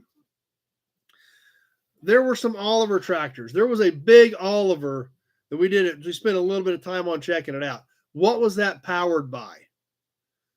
What company built that engine in that tractor? You got to do a little bit of deducing on this one to get to it. So we'll see if anybody knows it. But what company was that? Big Job got it. It was a Detroit diesel. That's right. Big Job was right on that one. I knew if you knew it, you were going to get it that quick. It was a Detroit diesel. That GM supercharger or GM blower on the side of that engine was the giveaway that was Detroit powered. Big Job was on that one. So it didn't say Detroit diesel. You had to know that that's what that GM supercharger meant. Lisa said she will be back next week. So I'm glad you had fun with us and glad you continue to enjoy or had a great time tonight. Tell your friends down under to start hanging out with us. Let them know that we're on. We do a live on Tuesday night with Toys and Memorabilia and be back here again next Sunday night. So tell your friends, Lisa, it'd be great to have a bunch of you from down under hanging out with us. It's just more knowledge to add to the chat. That's the whole purpose. We're all here to learn, and we all get something out of it. And the more input we get is where we all learn even more. All right, what else is going on? Raffle.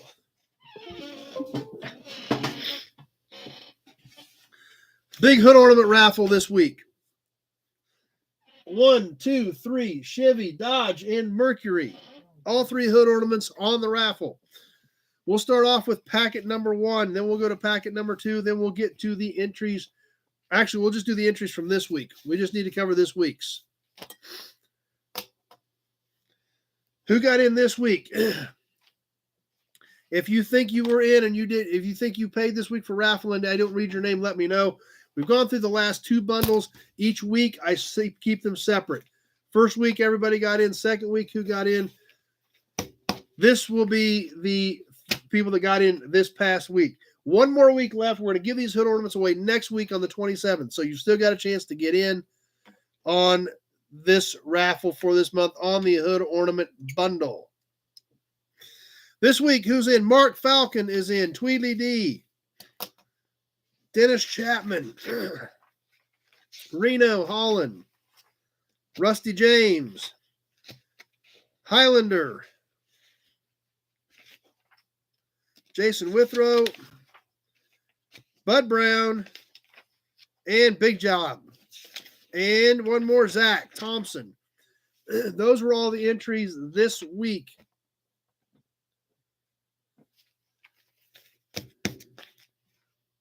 Calculated 33 months is 140 weeks. Yep. It's we've been doing it for a while. That's the crazy part about it.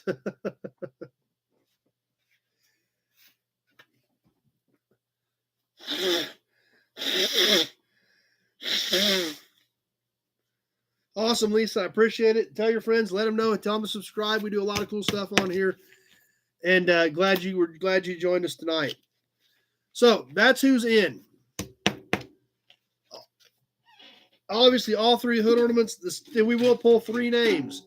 The other names, we have a small hood ornament, and we have the little miniature tie-doll cam. This is a new one that my buddy at Gasoline Alley Classics made. So these are coming. These will be for the 2nd and the 3rd names out of the can next Sunday night. So you've still got a chance to get in on the hood ornaments.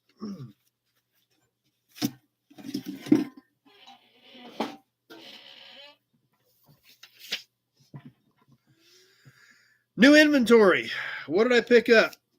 Obviously, I got a lot of stuff at the auction on Tuesday. I actually did pick it all up this week. I didn't get much else done between dragging my stuff in, helping Mike get his stuff out of there. Didn't get a lot else done, but I did get them all drug in. 1972 International half-ton 4x4 pickup. That truck is solid. We will be doing full videos on all these. The 48 International KB3, which is in pieces. Somebody had taken it apart to build a trailer out of it. So I got the cab here, the front end here, and the bed over here. But I ended up, their doors are gone for some reason. And the front fenders are bad. It was wrecked in one front fender. But, I've got all the big chunks just in various piles. So, but some really, really hard to find stuff on that one. Windshield frame looks good. Front bumpers there. Some really hard to find 41 to 49 KB 1 to 3 pickup stuff. So, 1984 C10 Silverado 2-wheel drive, red and white, but it's fairly well loaded. Power windows, power locks, tilt column, cassette player, pretty well loaded for an 84 C10. The 38 GMC Camper Special that we talked about. The 78 F-150 Ford Super Cab short bed. Do not see very many short beds in those late 70s, in that 73 to 79 Ford. So I was pretty excited to find this truck. It does have some rust in it. It's got some rust in the Super Cab part, a little bit of rust in the floors, but it is a complete truck on a Super Cab short bed 78 F-150. 49 Dodge pickup, 1-ton 49 Dodge pickup, 64 Chevy 2 Nova station wagon. This is stuff that didn't come from the auction. And then back to the auction stuff, 65 Ford pickup bed like we talked about, and a 51 Ford cab, 1951 Ford truck cab. So all that stuff came in this week, so we've got lots of content to get shot on that and share with you as well.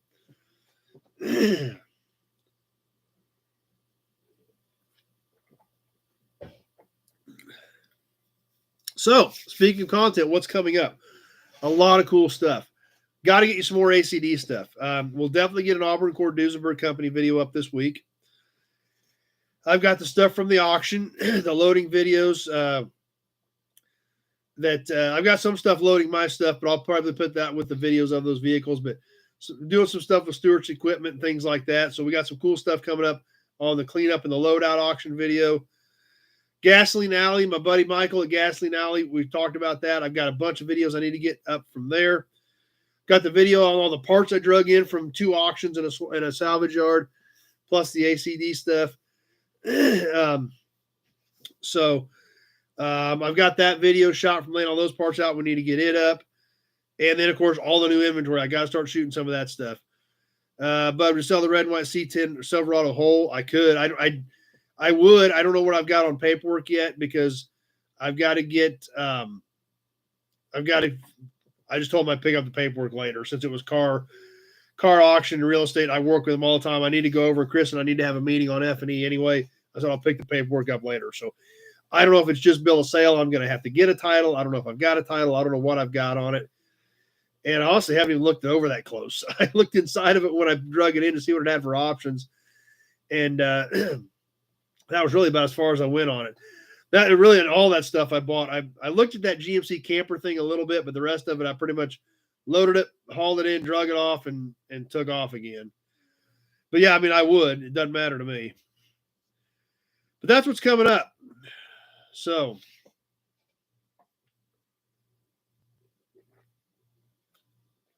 that's what I've got for tonight. I guess from the end of my sheet down to the end of the worksheet. So if you guys haven't seen this, I build this every week. This is basically my Saturday night.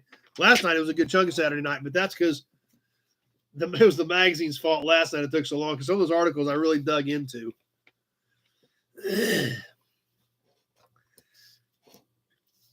But yep, that's it. Down to the end. So I guess we're ready to start wrapping things up. I'll keep it on comments for a few more seconds. Yeah, bud, if you want, I'll get the video up as soon as I can, bud. If you want to give me a shout, get you some specifics on it. We can do that as well. That's right. Thanksgiving's coming up. I hope everybody has a good Thanksgiving this week. We will be back on again next Sunday night. We'll follow the same format as we've been doing so far. This format seems to be working pretty good. End of the year coming up. Be thinking about it. If there's anything you'd like to change, anything you guys think we can do better, let me know. We're coming up on the end of the year, and every year at the end of the year, that's one of the things we talk about. What can we do better? What can we change? What do you guys not like? For the most part, I think we've got a pretty good format that's grooving along pretty well. So if you guys think we can tweak it or change it or make it better, I'm all ears. This show is about you guys more so than it is about me. I'm just a lucky one that gets to sit here in front of the webcams and hang out with you guys every Sunday night, but you guys are the ones that make this chat what it is. Appreciate that, Jason. A lot of you guys thank me for it, but it's your guys' support and your guys' involvement is what makes it great. Even having friends from Australia hanging out with us. That's crazy to me. But we hang out, we have fun, we all learn something, we share knowledge. You guys participate in the auctions, which adds to your collections and helps support financially what I do time-wise. You guys participate in the raffles, which once again adds to your guys' collections and helps support financially what we do here. We've got the shirts, we've got the coasters. Couple more coasters left because I know there were a few messages about people who were sent money for coasters when we got on. I can get another run made. I just don't know when I can get them.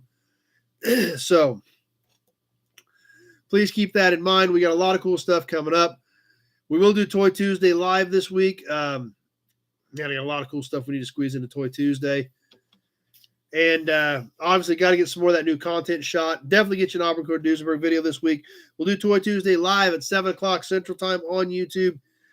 And then, of course, as always, next week, same bat time, same bat station, 7 o'clock Central Time, Sunday night live chat. Hope to see you all here. Let's double check the comments. Make sure we're all caught up. Hope everybody has a great Thanksgiving. And definitely hope to see you all back here next Sunday night for Sunday Night Live Chat. Looks like we're getting caught up other than a lot of happy Thanksgivings, which is great. I appreciate that. Same to all of you guys. And Scott says, see if Dad will get on. Now that Addie's been on, see if Dad will come on. We'll see if we can get Dad to come hang out with us sometime. Tweet that he's already ready for Toy Tuesday. We've got some cool Auburn stuff to check out. We've got some cool toys to check out. I actually need to do a little looking around and kind of regroup a little bit because there's a lot of stuff we haven't done on Toy Tuesday. X-Ray's Dean phone held out the whole time. His low battery light's on, but he made it. With that, I guess we better wrap up. Pure Pontiac Garage is still here with us. Glad you made it. Glad you hung out with us tonight. Come back. We have a great time here. And with that, I'm going to wish everybody a happy Thanksgiving. I'm going to get ready to wrap up. We'll take one more look at the comments. Make sure we're in good shape there. I know I always miss a few that pop up as soon as we get done. But thanks for being here. Thanks for supporting the show. Thanks for making it what it is. Thanks for inviting your friends. We had new friends on here tonight. We keep doing that. It's just going to get bigger and better. Thanks for watching, everybody. We will see you Tuesday night at 7 for Toy Tuesday, and we definitely hope to see you back here 7 o'clock next Sunday night for Sunday Night Live Chat. Thanks for watching, everybody. Have a great week. Have a great Thanksgiving, and have a great evening.